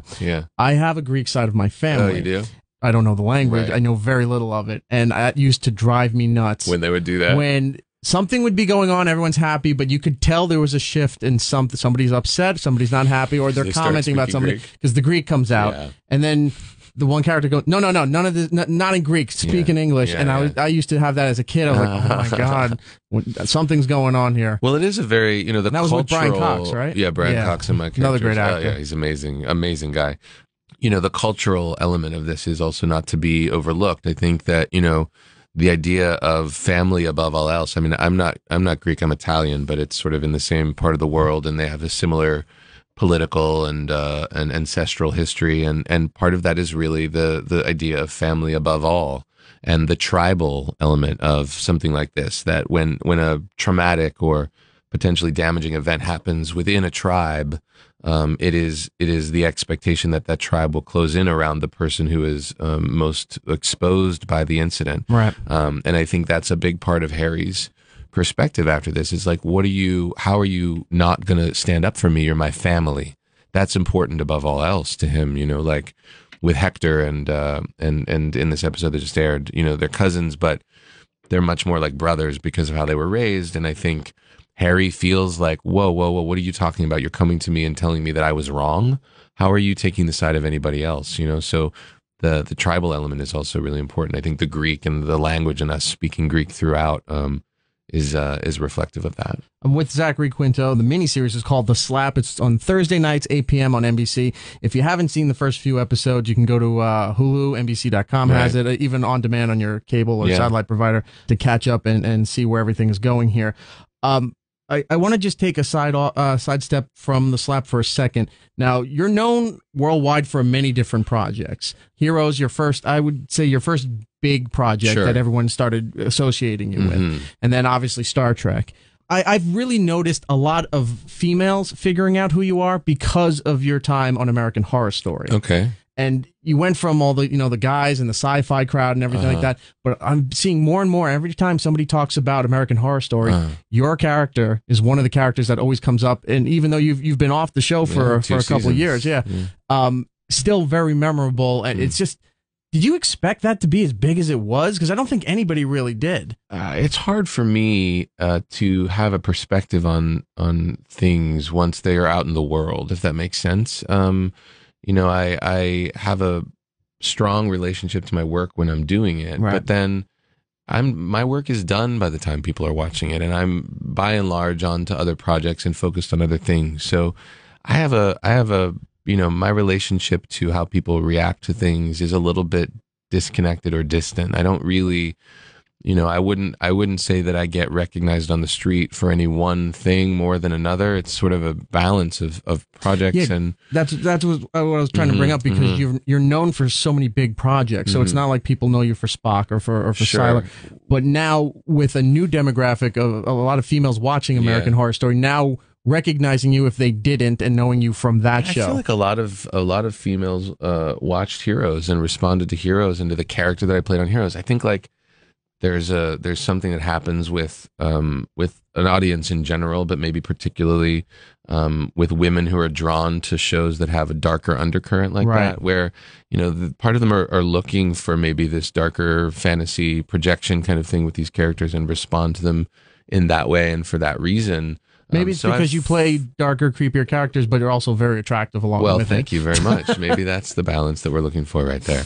But I think that it doesn't surprise me. I get what you're saying a little bit, and I felt it in Heroes because that was my first experience with any kind of large scale exposure and people actually recognizing me or knowing who I was. And I was surprised with Heroes how women responded to the character of Siler and found him attractive and alluring and magnetic and sexy in ways that I would never have expected going into it, you know. But I think it comes down to like people drawn to that darker side of characters that represent qualities that they might not be able to embody in their own lives. Right. So they're able to engage them and indulge them in a fantasy world and in an entertainment context, and that's what good entertainment does, you know. So I'm certainly happy about that. Yeah, you're in a great position because it's not just like you'd have to worry about being typecasted. Say like all you did was Spock in Star Trek, and then you tried some other stuff. People would go, "Oh, he's Spock in Star Trek." But you have such a spread of major projects that each character was, you know, larger than life and everybody knew. So you have a nice balance of, oh, he was this guy, this guy, this guy, this guy,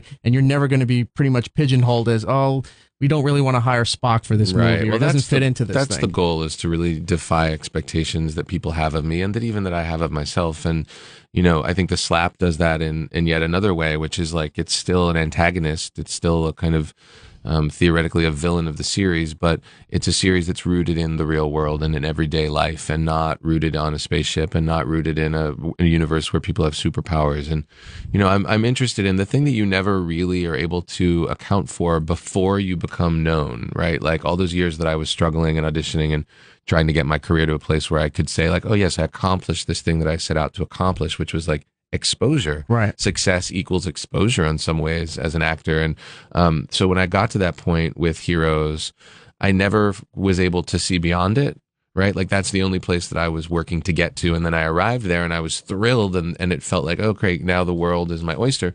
But then the thing you begin to realize is then people do associate you, sometimes inextricably, with the character that you become first known for or most known for. And then on the heels of Heroes came Star Trek, and that was also genre oriented. Right.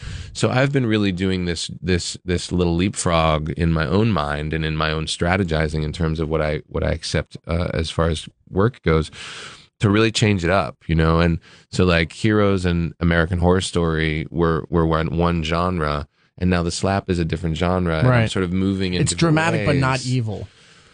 Yeah, or actually, in some ways, I think it's kind of the most evil character that I've played, but because it's of his human, it's humanity, based on, yeah. So, but yes, you know what I mean. So it's about really cultivating, and I made my Broadway debut last year, and I've come back to the theater in a really meaningful way in the last few years. I did an off-Broadway production of Angels in America in 2010, and The Glass Menagerie last year.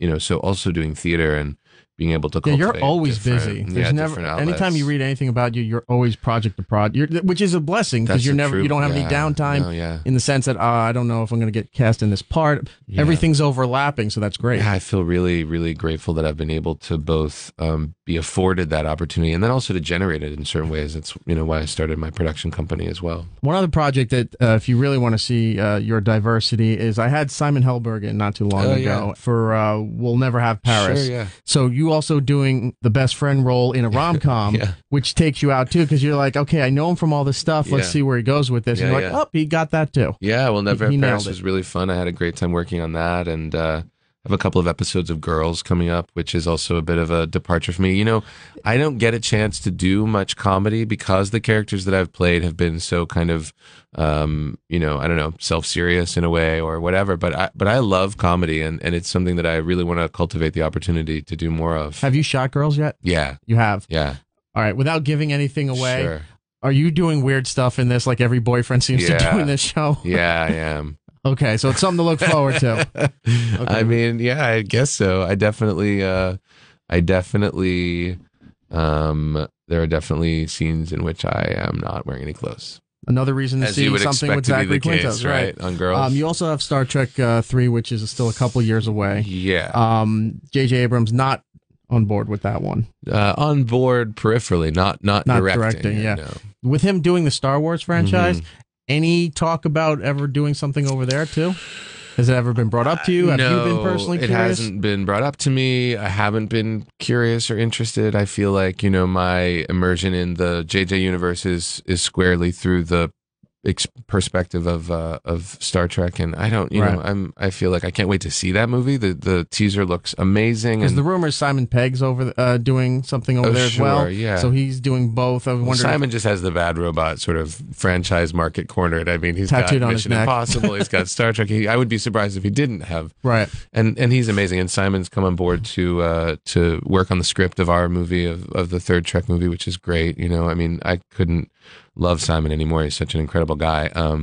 But yeah, I feel like there's a lot of moving parts in that world, and they're all kind of coming together now. I haven't read a script. Right. I know that they have a release date in July of 2016 to commemorate the 50th anniversary of the original series, and we're working backwards from there. So I guess when the phone rings, I'll answer it. Another project you have in the works is Hitman Agent 47. Are you a big video game fan? No, not particularly. So how is it coming into this? I never evolved past the NES system.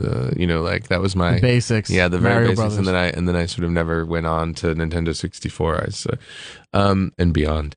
Did you have to get familiar with the game, with the comics? I didn't. No, I mean, I felt like, for me, it was like the questions that I needed to have answered were hopefully answered in the script, and if they weren't, then I sort of answered them for myself. I don't think anybody was interested in trying to recreate the video game. It's like, people who are fans of that world will hopefully be interested in the movie, but also people who aren't fans of that world will hopefully be interested in the movie because the movie will be good, is the intention. Right. I mean, I feel like, I know Rupert played the game, Rupert Friend, who plays Agent 47. I know he familiarized himself with the game, and he's the titular character, so that makes more sense.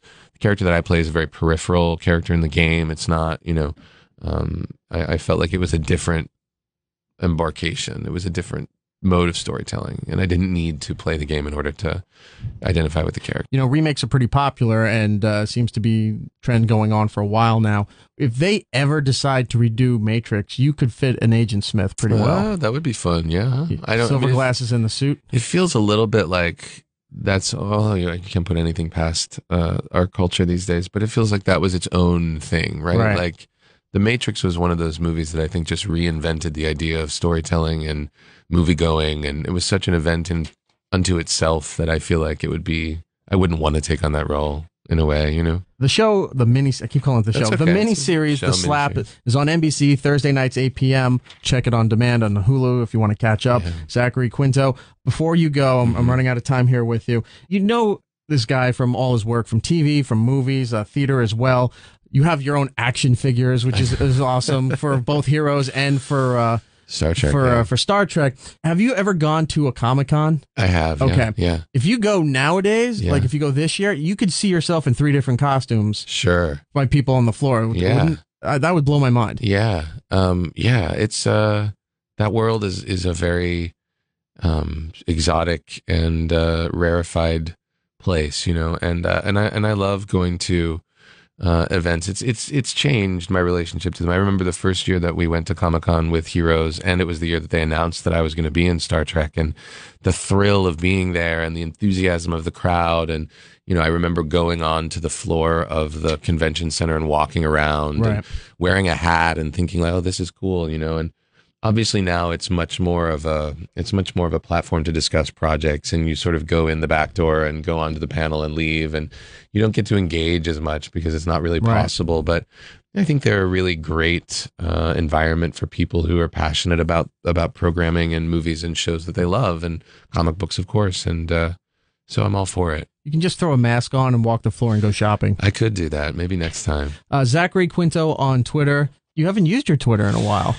It's funny you say that. I've actually deleted the apps from my phone of Twitter and Instagram. Oh, you're done? I don't know that I'm done, but I'm definitely taking a very specific break from them. Yeah. Gotcha. Yeah. Okay. Yeah. Because I also noticed your .com links to the All Is Lost movie site. Yeah. So that's my production company's film. But I just decided to kind of see what the world would be like if I wasn't picking up my phone every time I had a moment. You're a brave man in this brand new world. Oh well, we'll see. Zachary Quinto, thank you so much. Man. The Slap miniseries on NBC Thursdays 8 p.m. Thanks so for much, having man. me. Appreciate it. Ooh, we're shaking hands.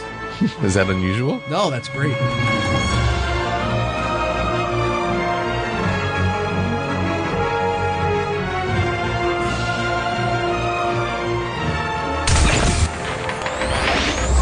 Erik Nagel. It's Erik Nagel. Erik Nagel.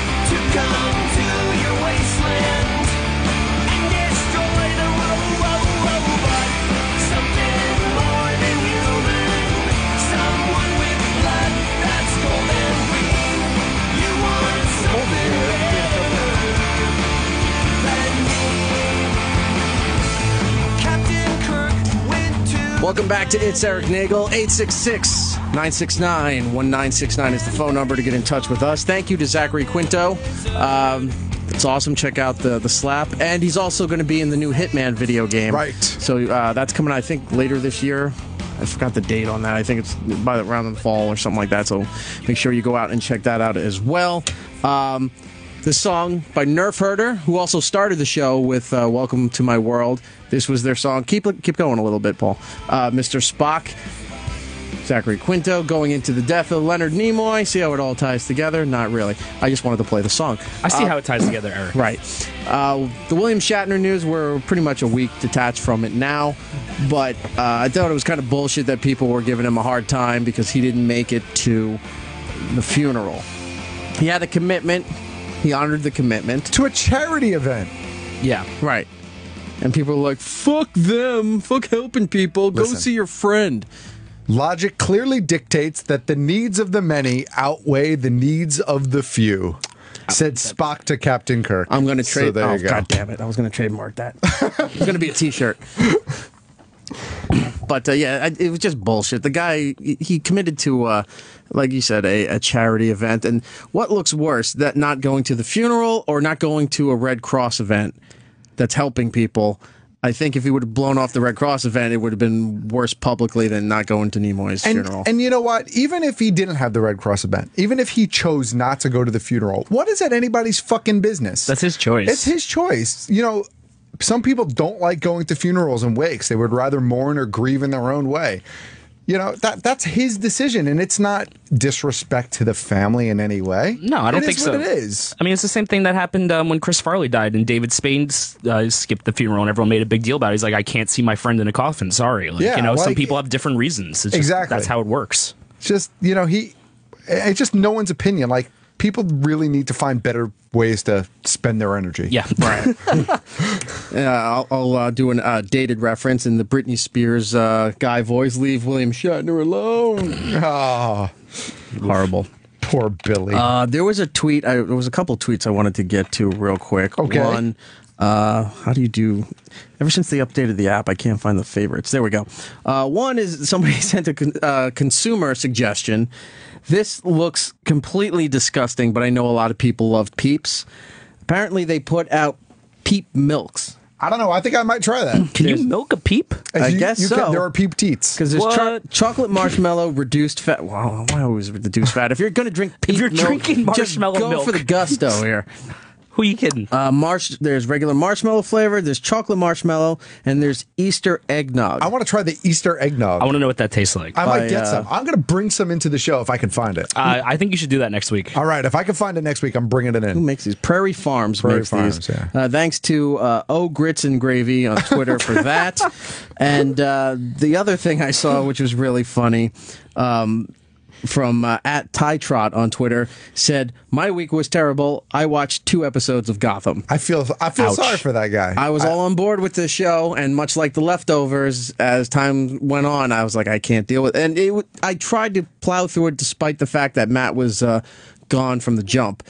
But I had to stay with this thing, and now it's just ridiculous. Well, Are you still hate watching it? I'm hate watching Okay. it. So I kind of have to hate watch it because I'm just confused. Between here and then Geek Stuff, we talk about it a lot, right? So I kind of want to know why I'm thrashing it. But it's terrible. It's so bad. But today we learned, confirmed, I don't think we really... This was a surprise, but Fish Mooney, a.k.a. Jada Pinkett Smith, not surviving the end of season 1, which is huge because she could be the worst person on the show. Right. So, huzzah to that. I don't know that it's going to save the show, but certainly it's a step in the right direction. I don't know if that'll save the show, but remember when they said you were not going to see anybody in the first season, and now all of a sudden it seems to be speed rolling in that you're going to see a certain person? I still don't think you're going to see this season him. here. I want to go to John in Texas. John. Hey, I don't know if I'm going to get the actor's name right, but I think it was Jared Leto. He shaved his head, and they had him all made up as the Joker, and the picture came out, I guess, a couple days ago. So the shaved head picture is correct, and the clean shaven picture is correct. The had him made up as the Joker was kind of just Photoshoppy stuff, but he's playing Joker in the Suicide Squad movie that's coming out in 2018 or 16. Too late to care, right? No, it's a different version. It's not the same character that will appear on Gotham. It's a different universe, and it's the reintroduction of the Joker into this new Superman Batman universe. I think Jared Leto is a perfect casting choice. I just don't know that I care about the Suicide Squad. Right. Yeah, well, I was thinking, since they're changing the character, the way it looks altogether, isn't it going to fuck it up a little bit? Or they're not really changing the way it looks, though. I think it depends on what you think the Joker looks like. The Joker's looked so many different ways through the years. True. All the different comic books, toys, movies. He's looked so different. I think the direction they're going is the new 52 Joker. If you're familiar with the books, he looks a lot like the designs by Greg Capullo. So I think that's what they're going. Yeah. I got you. All right.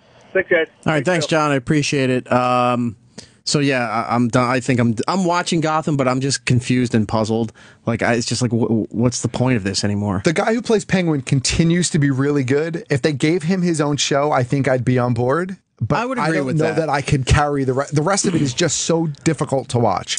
He was on Walking Dead too for a couple episodes. Oh, was he Robin something or other? Yeah, he got his throat slit in the beginning of season 5. Spoiler alert. That's an honor. Yeah, he did. He was pretty awesome. They had him on Talking Dead too, and he was really good. I was like, wow, this guy's pretty solid. Yeah, he's knows awesome. What he's talking about. He's awesome as Cobblepot. So Yeah. I know I'm not going to get the exact phrasing right, but at some point, I think it was this week on Ron and Fez, Ron was talking about Gotham, and he said it doesn't matter what's going on because it's going to be at least 20 years before Batman shows up. So all these awful stories and characters are going to be around until Batman comes around. Right. So I was like, damn good point. Yeah, I mean, Bruce Wayne is on the show.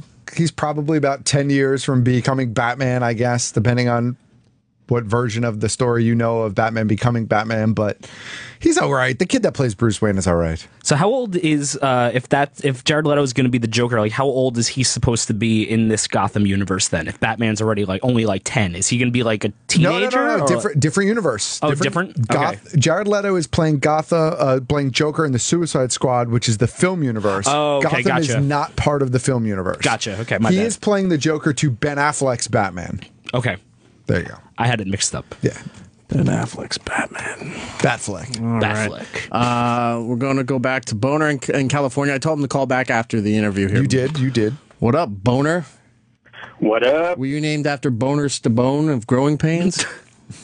No, it's a stupid nickname. Okay. How'd you get it? Stuck with me. I got an NRB in class, and one of my buddies was there, and he taught me. Okay. I told you it was a stupid story. He did warn you. He warned in us, his yeah. defense. Very fair, sir. Very fair. I want to ask you, Rock, what's your favorite breweries out here in the West Coast were, and if you've actually ever been out here to physically try some of these craft beers out here. I haven't been out to the West Coast in many years, and definitely haven't had the chance to go to any breweries on the West Coast, although I would love to go. I know there's a bunch in the San Francisco area, in Portland, in I think the Seattle area has some good breweries as well. Oh, West Coast. I'm not familiar with a whole bunch of the West Coast stuff because a lot of times you can't get it out here on the East Coast. But I do like 21st Amendment Brewery out of San Francisco. Oh, right on. They make that beer, Hell or High Watermelon. Yeah, that one's really good. Yeah. It's very tasty. Good summer beer. I rely on the Masters of None to tell me what beer to drink. If they don't tell me, then I don't know. From like the California beers we got here, I'm a big fan of like Rogue. Rogue Brewery's got good ones. Stone Brewery's Wait, got Rogue's, good. where's Rogue? I'm pretty sure. Is that California? It might be Oregon. I might be wrong. But I know it's West Coast. I love trying their really messed up flavors. They had a raspberry chocolate one not too long ago. They had that one. And they're always in the weird pink bottles. Yeah, Yep. Rogue's pretty good. And Lagunitas is really good too. You need to come out to Southern California so you can have, try some of the breweries we got out here. We got like really good stuff coming out of Southern California. Believe me, I would love to. You know how people always want to go to California and go through the Napa Valley and wine country? I would love nothing more than just to go up the whole West Coast, even into Canada, and just go to breweries. Do a brewery tour. Oh, yeah, man, I'd do it. I'd do that. That'd be awesome. Let's do that. Nobody will pay for us to go do it, but maybe one day that'll be in the cards for us. Thank you for calling, Boner. I appreciate it, man. Love you. Aw, that was so nice for Boner. Wow, a Stargate question. I never get these. Hi, Travis. How are you? Travis in Missouri. Stargate. Hey, Rock. It's a pleasure, sir. What can I do for you? I know you as a big Stargate fan. Right. SG-1. I watched it all 10 years, and then I watched Stargate Atlantis. Right. And then it ended abruptly, and I wondered, I always heard rumors of a Stargate Atlantis movie, and never seen nothing of it. I know I watched the SG-1 movies, but never seen nothing on Stargate Atlantis. Right. I heard something about that too, but for some reason it was just, I don't know if they could get approved or it was just taking too long because some of the actors had other projects. In fact, the guy who played, was it Rex or Rox? He's Jason Momoa. Right. Was on that show, and now he's in every action movie that they couldn't get The Rock for. So he's there and doing a lot of this stuff. They were supposed to do something, but then all of a sudden the Stargate universe came out for 2 seasons, which I thought was interesting. I but liked it. They didn't give it enough time to really let it develop, so that went away. But there's supposedly in the works for a new Stargate movie, but it's a sequel to the original Stargate movie with James Spader and Kurt Russell. That's correct. The story was written, I forgot the guy's name. Roland Emmerich. Thank you. That could be false. I'm just saying thank you to move this along. I think that's correct. They wrote the stories, and apparently Stargate was supposed to be a trilogy of movies, but then MGM wanted to move it into a TV show, which they debuted on, I believe it started on Showtime before going to Sci-Fi. I thought it was on Sci-Fi the whole time. No, it was on Showtime, Okay. I think, the first season, because the first episode of the pilot had nudity and cursing and stuff like that. Otherwise, Sci-Fi got really cool. And they wound up doing the TV show, which obviously was very successful, and the guys who originally had the rights to Stargate were kind of pissed that they went in that direction and just did nothing. But now that everything is kind of gone to pasture here, they said, oh, we're going to do the sequel, which is 20 years too late. And pretty much everybody views the storylines from SG-1 Atlantis as the continuation of the story. Bypassing all of that and going a different direction, it's kind of like, I don't think it would be accepted, especially like when they did Star Trek. It started off at the origin point and then went into an alternate universe, and people accepted it. It was cool because it didn't fuck with the old stuff, but I don't think people would like that with Stargate. I don't think there's enough people that would care about a Stargate movie that didn't have Richard Dean Anderson in it. Yeah. I don't know, maybe they almost might be better off just rebooting it from the go instead of trying to do a follow-up to the original. I've only seen the original movie. I haven't seen any of the shows or any of the like straight to DVD really sequel good. stuff or whatever it was. It is. Good. How hot is Amanda Tapping? Back then wasn't bad. Now I don't know, but I'm sure if you Google her, she does all those conventions, and all the Stargate conventions are up in Canada. She was. What was that other show that she was on for a while? On Sci-Fi. She was on another show. Not Stargate. No, not Stargate. Sorry. The Fargate. Yeah, but I can't remember the name of it. Whatever. Anyway, whatever it was. All right, we got to move. A fan of Atlantis? The what? Yeah, she crossed over to Atlantis for a little bit, but we got to move on, Travis. Thank you very much for calling. That's what it was. Sanctuary? Yeah. There's your answer. Thank you for calling, man. I appreciate it. We're running out of time here because we got to get to Jason Isaacs in a couple of minutes here. A couple other things we want to touch on real quick. The new Avengers trailer came out, and it's more action-packed and not as creepy as the first one, where James Spader is reciting the song from Pinocchio. Right. But this one looks pretty cool, and it reveals... It still sort of reveals the Vision. We still don't have a full reveal. Right. But we get our first actual tease of him. I think that for me, I'm going dark after this. Because I'm sure we're going to get another trailer at some point. There's probably be a lot of trailers. I mean, when does this come out? It comes out it's only a month and a half away. It's the beginning of May, but I still think we might get one more trailer, at least another TV spot. I'm going dark. I don't want to see any more trailers. I don't want to see any more photos, anything. I want to, because this trailer to me was perfect in that it still did not reveal the Vision. It was a different tone than the first one. It, piqued my interest. I'm definitely interested, but I don't want anything else spoiled at this point. I've seen enough to just want to go in now. Okay. Well, it's online everywhere. I saw it on IGN, but you can do a hashtag search on Twitter. Just Google it. It's in a million places. You can't miss it. It does look very promising. This is going to be awesome. Hulkbuster looks awesome. It does. Can't wait. That Hulk fight in the trailer looks crazy. Cannot wait sell a lot of toys with that one. A lot of expensive toys with that one. Another there's shape-shifting toys. Another piece of news that came out this week. If you're not familiar with this show, you definitely should seek it out. Tales from the Dark. Or Side. Wow, I just had a brain fire. Wow. You had a complete breakdown. Oof, that was just that you had a stroke. I was looking at the clock and I spaced out. But Tales from the Dark Side is coming back. Very exciting news. What is a little disappointing is the network that it's coming back on. Well, I'm okay with the CW. As you know, I'm a huge Flash and Arrow fan, and that's the CW, so I'm okay with the CW. I'm more concerned with the direction that they're going. But how messed up can they get being on the CW? Well, Tales from the Dark Side really wasn't as messed up as Tales from the Crypt was. Tales from the Dark Side was just a lot more creepier stories. Like Tales from the Crypt was cutting off fingers. Yeah, it was a lot more horror based, whereas Tales from the Dark Side just kind of Twilight Zone light, with horror. It was just more of that kind of. Are you saying it was a step up from Are You Afraid of the Dark?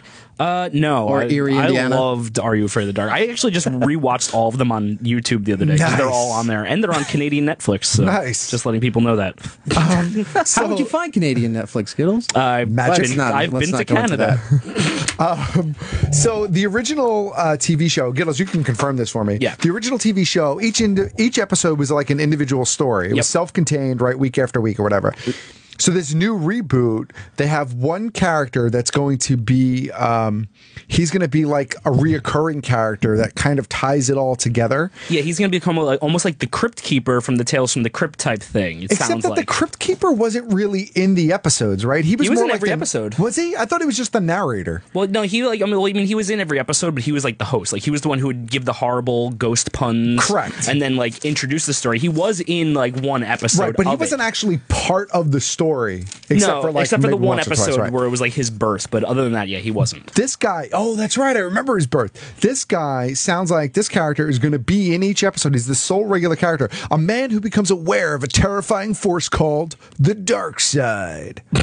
I think we've heard of that force before. I'm pretty positive that force has been heard of before. One episode, get sued, project done. Done. Tales from the Dark Side. We tried to. When is this supposed to come out? I think it's next year. Okay, so we still got a while to wait. Yeah, CW is loaded up for this year. So, all right, well, we got to take a break and welcome Jason Isaacs to the show. But before we go, let's pick the winner real quick for the shitty story, and we'll give away both figures at this time. Nice. We have a signed Saul Goodman by Bob Odenkirk and a signed Michael Ehrmantraut. Thank you. I can never remember the name, but signed by Jonathan Banks. Looking through the list here, I think it's safe to say the guy whose figures were eaten by his cat. Are we in agreement that guy should win something? I think it's only fair. He loses a figure to a cat, he gets a new figure. All right, so Gordon's going to get, we'll give him the Mike figure. But if they get eaten, don't get any more. Don't be calling back here. That's right. If your cat eats this, then it's all on you. Game over, man. You have some bad karma. Yeah. And I think for the Saul Goodman one, there was a couple that we looked at. The guy in San Francisco who had his luggage stolen. But Well, there's also the guy who went to Olive Garden, and the waitress told his 8-year-old daughter about how her 7-year-old son just died. Yeah, terrible. As Gittles was saying, I don't think that was a bad week, just a horrific event. Right. So I don't think that qualifies, even though that was an interesting story. I think we should give it to the guy who got fired, tried to get his trucking license, failed the test, and wound up getting 2 tickets for $600. Yeah. That's a bummer. That's a shitty week. That is a shitty week. So congratulations to Jesse. You get the Saul Goodman signed figure. We're going to go to break, and we'll be right back with Jason Isaacs. Erik Nagel. You know, E-Rock? Well, he'll be right back.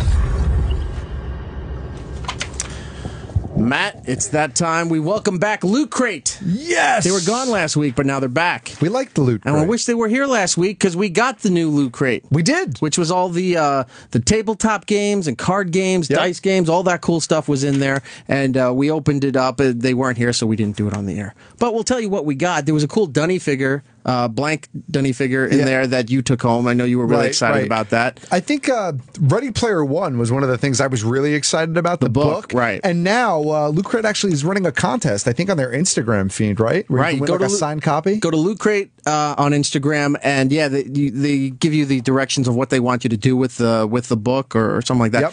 But you can get an autographed copy of the book, which is definitely really cool, so you want to check that out. But also, maybe you want to get a Loot Crate for yourself. If you're looking for that perfect gift for that geek in your life, or yourself. Treat yourself. You deserve it, especially if you had a shitty week. That's right. If you had a shitty week, Loot Crate is the way to go. Treat yourself to something fun and exciting every month and go to lootcrate.com. Lootcrate.com is the ultimate monthly service for geeks, gamers, and pop culture fanatics. Forget about the other millions of box subscriptions that are out there. There's a few that popped up recently that I'd like to talk about, but we can't. We won't talk about them. But go to lootcrate.com, sign up today, and for less than $20 a month, Loot Crate will send you a specially themed mystery box filled with hand-picked apparel, collectibles, and licensed gear from all your favorite franchises like Marvel, The Walking Dead, Star Wars, Game of Thrones, and much, much more. Each month, every box features a new theme inspired by movies, TV shows, and video games. This month, the theme is Covert, and it celebrates secret agents, conspiracies, and double crosses of your favorite spy and thriller franchises. Now, Matt, you get to uncover exclusive items from Marvel's Agents of S.H.I.E.L.D. Nice. You're a fan of that. I am. I'm a fan of that as well. Also, Agent Carter. Yes. Very good. Maybe they'll throw that in for the next month. But this also will feature Orphan Black. I am so excited for Orphan Black. That's so exciting. And Orphan Black's coming back in April, right? Season 3 is coming back very soon. Yep. For BBC America, you should check that out. But we're talking about Loot Crate, and Orphan Black is featured in this month's box. So go to lootcrate.com/OP right now and sign up for a limited time. Use the promo code OP at checkout, and you save $3 on a brand new subscription. Go to lootcrate.com/OP now. Promo code OP. Get all this cool stuff. And, of course, we're always going to talk about Loot Crate because they just give you awesome things. Get it? lootcrate.com/OP. It's Erik Nagel.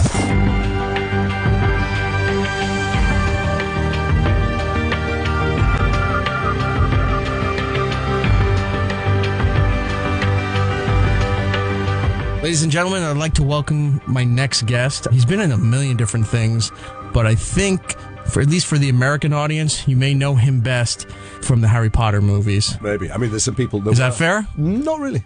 Not really? When I'm walking down the street here, it's odd. You can tell when people walk up to me, I instantly know what they've seen me in. So, obviously, there's a certain generation that know me from Harry Potter. There's a certain numbers of people who watched Awake, who loved Awake, when it was on NBC. I'm one of them. There's also a lot of people who watch Brotherhood, and that's generally gang members who cross the road. I think, I'm either dead or I'm going to be high-fived. And they watch Brotherhood, and they like my gangster in that. And then there's soldiers.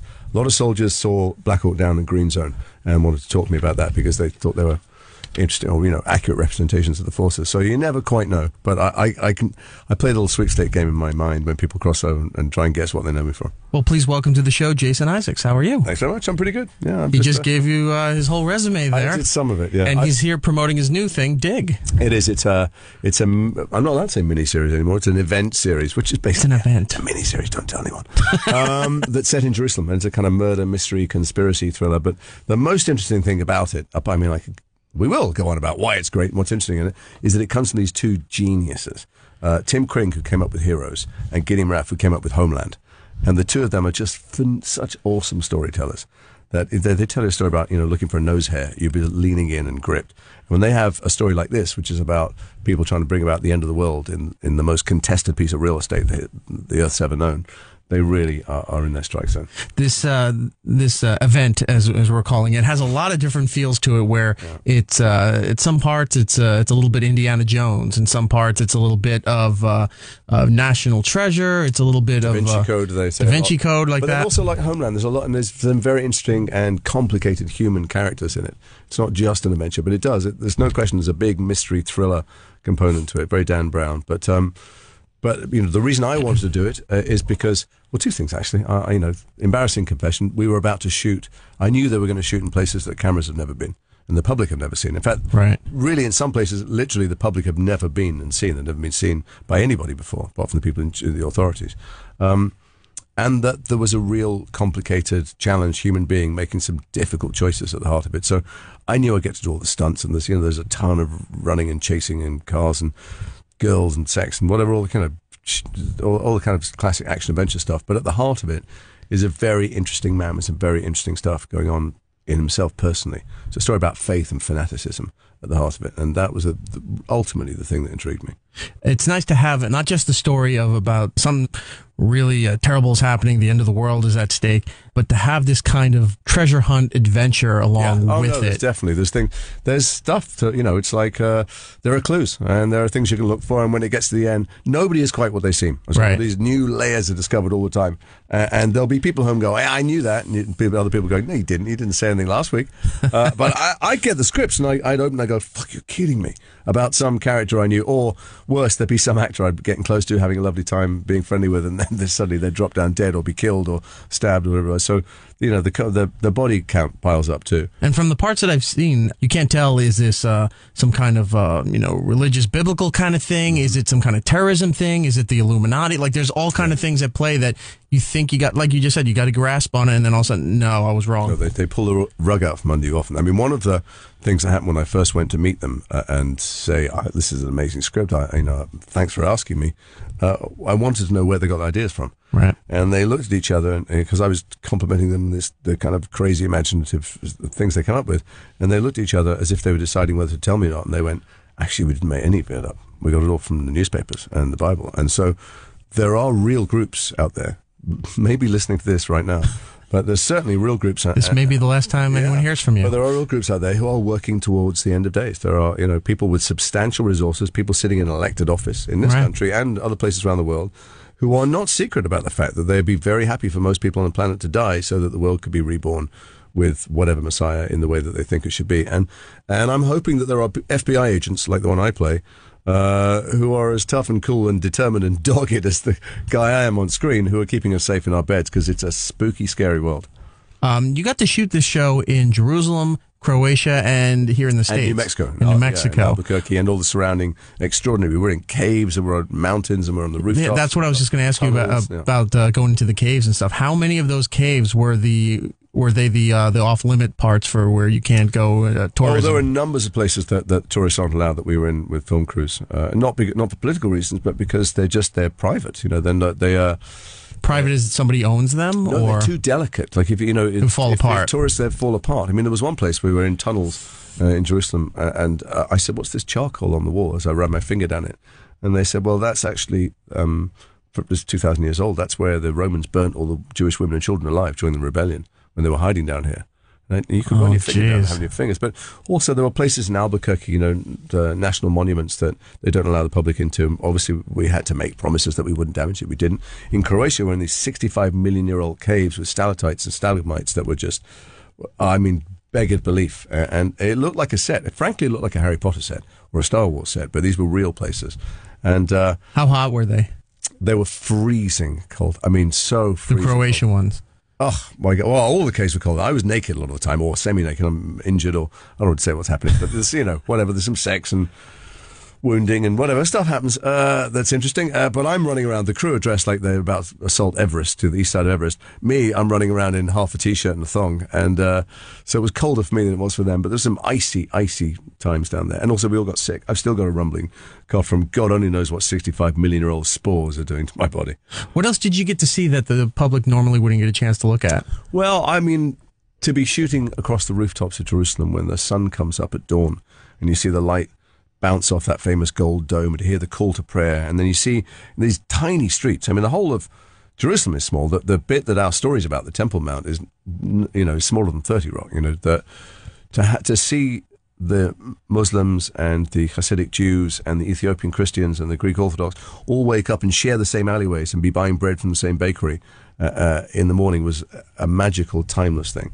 And so there are numbers of things like that, and caves and tunnels. And the problem is, if I tell you, I'll give away some of the locations, which I can't do, because one of the great pleasures of reading this and being in it, and for the audience, will be that you're continually surprised. So I was about to mention a location. If I said it, it would fuck up the story quite badly. So. But anyway, there are things you see, and you get a flavour of what it's like to be in a different part of the world with a different.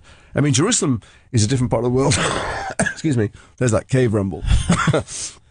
Jerusalem is a different part of the world from Israel. It's a different part of the world from 2015. Right. I mean, it's just like stepping back in a rip in the fabric of time. Going through those tombs and those caves in Jerusalem, besides the fact that they're delicate and some may be dangerous, were there any areas that were difficult to get permission for because of any kind of religious implications? No. I mean, the mayor of Jerusalem was completely backing the project, and what's interesting is that anybody who has objected or started to make noise about objecting to our show hasn't read the script, because it's not about the current Israeli-Palestinian conflict at all. It's about much more ancient and much more deep and possibly dangerous conflicts, if that's possible. No, it wasn't a problem to get access. But what the experience we took away from it, or I know that it's true for the other actors, whether or not they have any kind of religion, I think I'll probably safely say that nobody in the cast is religious in any way. But I know I'm not. Is whatever you do or don't believe in, we were in places where the stones are just humming with history and passion and obsession. I mean, we're in the cave from which they cut the stone. You can see the cut marks on the wall to build the temple, to build the first, second, and third temples, and so every civilization there's ever been, or certainly for thousands of years, has conquered this place or wanted to conquer this place and slaughtered untold millions of people to get to this place and keep hold of it. And you're so aware of it in the streets there. You're so aware that this is the street that Christ walked up, whether he was the son of God or just some local troublemaker.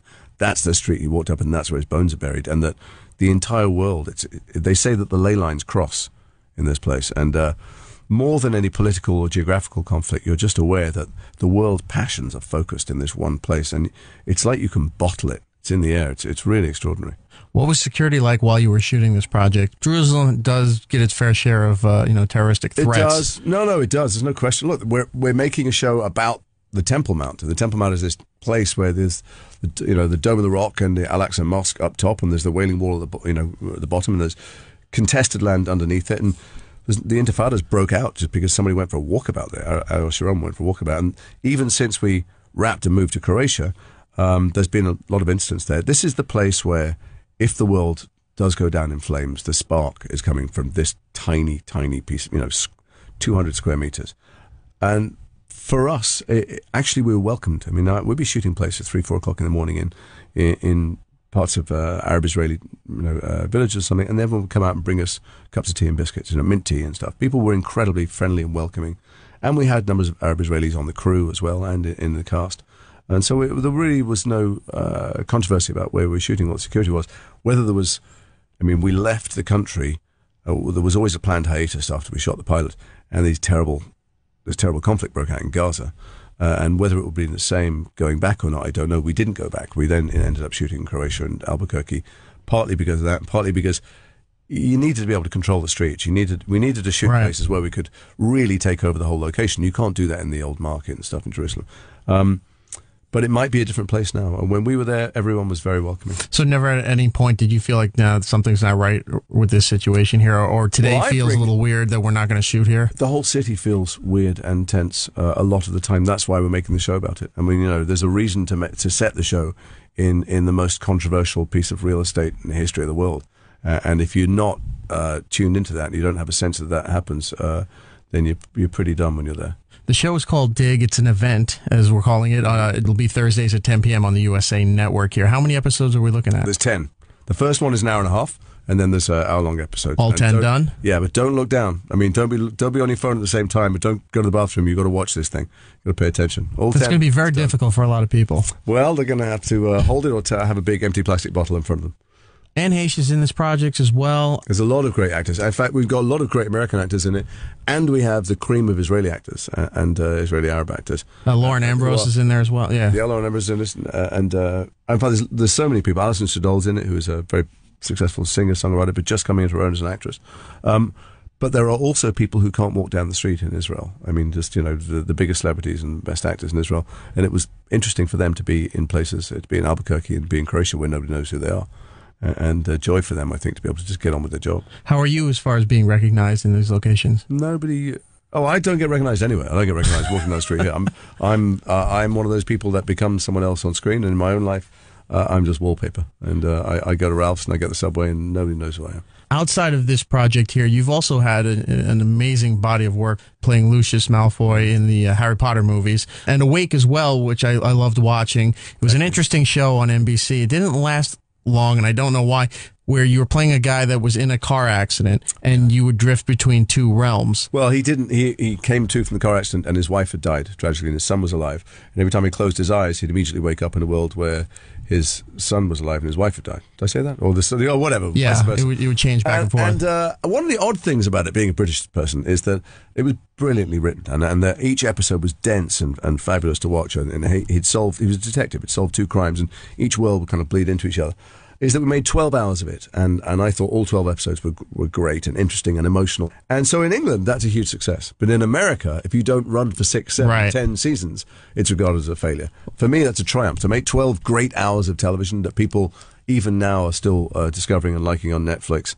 Well, that's another question I have for you. When the show ended, I thought it just ended without being finished. I didn't realize all the episodes had aired. Yeah. But do you think they wanted to do? Obviously, the people who made it, the showrunners and writers, would have liked it to continue forever. I don't think you can really make a show where you ask the audience every week which one of these worlds is real, without bringing it to a close at some point, and giving it a conclusion, because I just don't think you can keep that going forever. But then half the shows on TV, I'm amazed, still on, so what do I know? Well, do you think that the show would have done better had it not been on NBC? Like if it was, say, if it was an HBO series or FX or even a Netflix exclusive? Well, many of those places, it doesn't really matter how many people watch. What matters is it talked about? Do the critics like it? But it's also how people are conditioned, because people will watch a HBO show or something on Netflix now and think everything that comes out there, everybody will watch it, whether it's good or bad, just because that's how they're conditioned now. That's true, but look at shows like Mad Men. If they're on the traditional broadcast networks, will be cancelled because their ratings are much, much lower. Right. But it doesn't matter. But what they're after a certain demographic, and they're also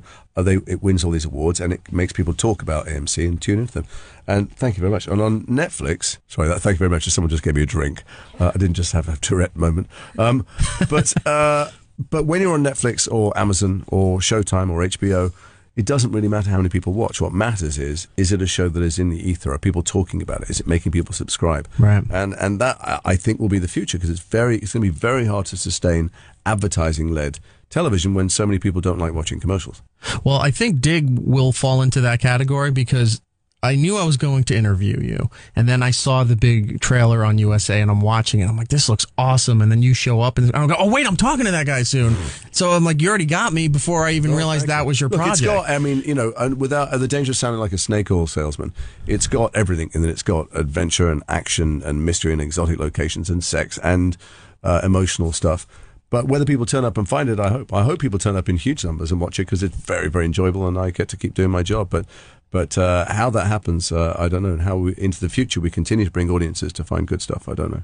I only have a few more minutes with you, and then you have to go. But I did want to talk to you about, you're one of the actors that has a voiceover career doing animation and video games. Yeah. Because not a lot of people get that opportunity to do so. Yeah. What's that like for yourself? It's great. I love it. You don't have to put a bunch of makeup on and shuzz your hair about, and you don't care what you're wearing, and you can have food stains on you, and well, let me ask you this: pimple on the end of your nose. It's all great.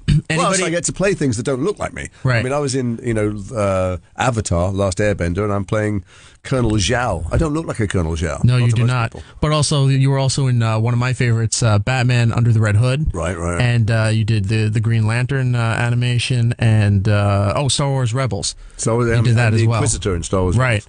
He has a very cool lightsaber, which they showed me only after I recorded it. I mean, I would have signed up on the strength of the lightsaber. Did they give you one? No. I don't think it's out yet. But just like Lucius Malfoy has a fantastic cane wand, the best wand, I think, in Harry Potter, the Inquisitor has the best lightsaber in all of the Star Wars series. It spins. It's kind of like a propeller. Well, let me ask you this, because anybody who does voiceover and animation stuff, I always ask, and it's always 50-50. Do you get to voice your stuff with the rest of the crew, or do they have you in a closet and you do it separately, and then you see how they piece it when they're done? Well, with Star Wars Rebels, we were all in the room. And when I did a little piece in Cars 2 for John Lasseter, which is a unbelievable privilege, and that was just me by myself. And most voiceovers are you by yourself, and it's frustrating. Avatar was always by yourself. But it's nicer when it's up with other people, because then you get the timing off. It depends whether it's drawn first. That's the truth as well. Sometimes with the Pixar stuff, it wasn't animated. They did basic animation, and they take your voice and then they animate to it. With a lot of other stuff, they've already animated, so they just want a particular line, and there's less room for improvisation. So there's a vague answer. Who knows? Depends on the project. As long as you're having fun with it. I love it. And maybe you get an action figure somewhere down the line. What's nice about, I'll tell you the great thing about doing voiceover work is maybe like your job. I come in, I do an hour or two, and that feels like a whole day's work to me, and I can just do nothing the rest of the day and pretend to myself I've done a full day's work. How great is that? You being from England, I got to ask you, where are you with Doctor Who and Black Mirror? I love Doctor Who. I know my friend directed the pilot, Keith Burke, directed the very first one, and I remember him saying to me... With Chris Eccleston? With Chris Eccleston, the reboot, yeah. And I remember seeing him somewhere, I've not seen him for a long time, and I said, what are you doing? He went, Doctor Who. And I said, what? He said, Doctor Who. I said, they're redoing Doctor Who? He said, yeah. And I will confess now that me and a whole generation of my friends, I mean, numbers of actors who you might or may not have heard of, who are all the same age, we all got the phone call. And they said, listen, they're redoing Doctor Who, what do you think? And we all went, you're out of your mind, that's never going to work. And boy, did we all feel stupid now. It's bigger. Yeah, it's fantastic. It's bigger than it ever was. And the writing is brilliant. Those writers are really let off the leash to do basically whatever they want. Cover any subject in the world that interests them, but through the prism of this science fiction. Do you like Peter Capaldi as the new Doctor? I think Peter's fantastic. I thought all of them were great. Did you have that weird transition I hate them all to start with. I hated them all to start with. Yeah. I love Tennant. That's the line. When Chris left, and I was at drama school with Chris, and I thought, I wonder if he's got such passion and intensity, but he's not that funny, I didn't think. And David Tennant came along and was instantly very comic. Reminded me of Sylvester McCoy, who did it years ago. And then when they changed to Matt Smith, I went, too young. I did the grumpy old, too young. But then Matt Smith won me over completely. And the same with Peter. It took me an episode to go, actually. Well, I was just asking about Peter because of his infamous character as Malcolm Tucker. Yeah. So seeing him make that transition, you're like, I'm not... okay, now I'm getting it. Peter's an Oscar-winning director. He directed a short called It's a Wonderful Life, Franz Kafka. And he just did something for the History Channel, too, for Da Vinci. He's a brilliant, brilliant director. So the only sad thing about watching him play Doctor Who is I wonder if he'll get to direct again. Do you want to be in it?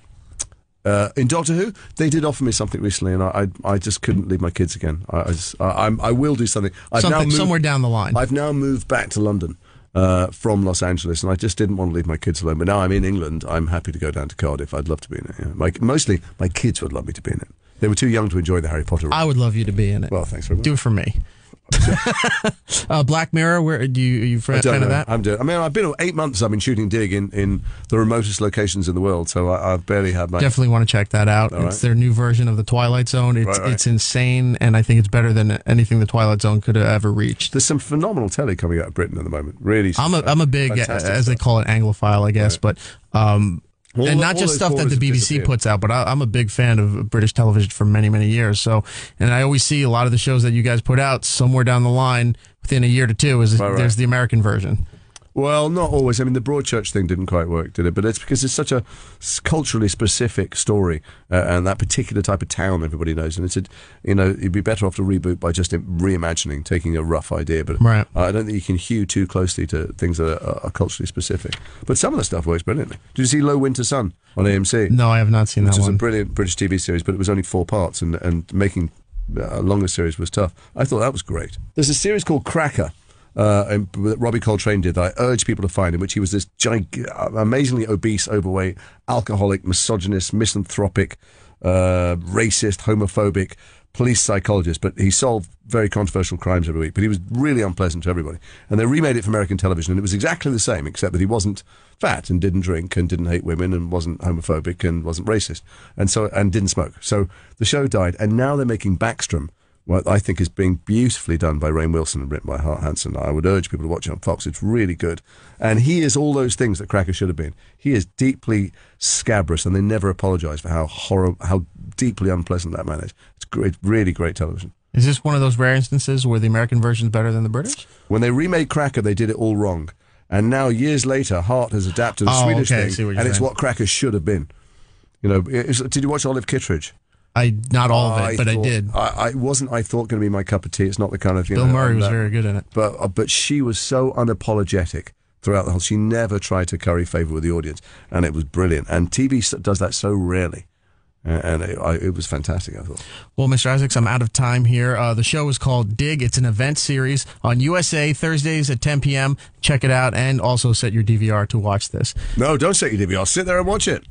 Fuck the DVR. Some people work. No. They can watch it the next day. You have 3 days. It counts. Okay, if you DVR it, make sure you watch it. Yeah, of course. You watch it that night or the next morning before you go to work. I will come and find you. You're also Jason Foley on Twitter? At Jason's Folly. Jason's Folly on Twitter.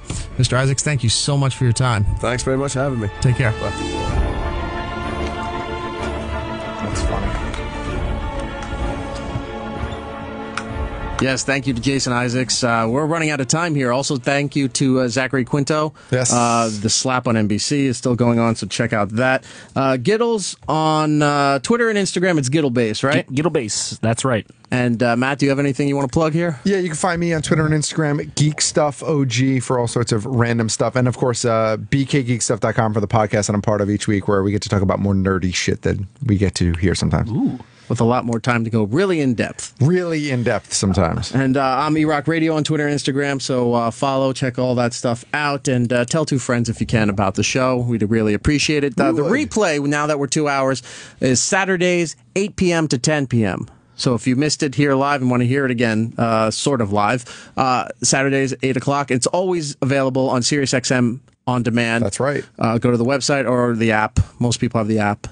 And when it works, it's been working pretty good the lately streaming, for me, at least. I think there was an incident this week, last week during our show. The app kind of crapped the bed while we were on, but it's all up there on demand. You can find all that stuff. Next week, we will be back at 7 p.m. Eastern, 4 p.m. on the West Coast, and we'll have some celebrity guests, and we'll have a special guest. Ooh, and that's all I'm saying. Oh, okay. How special?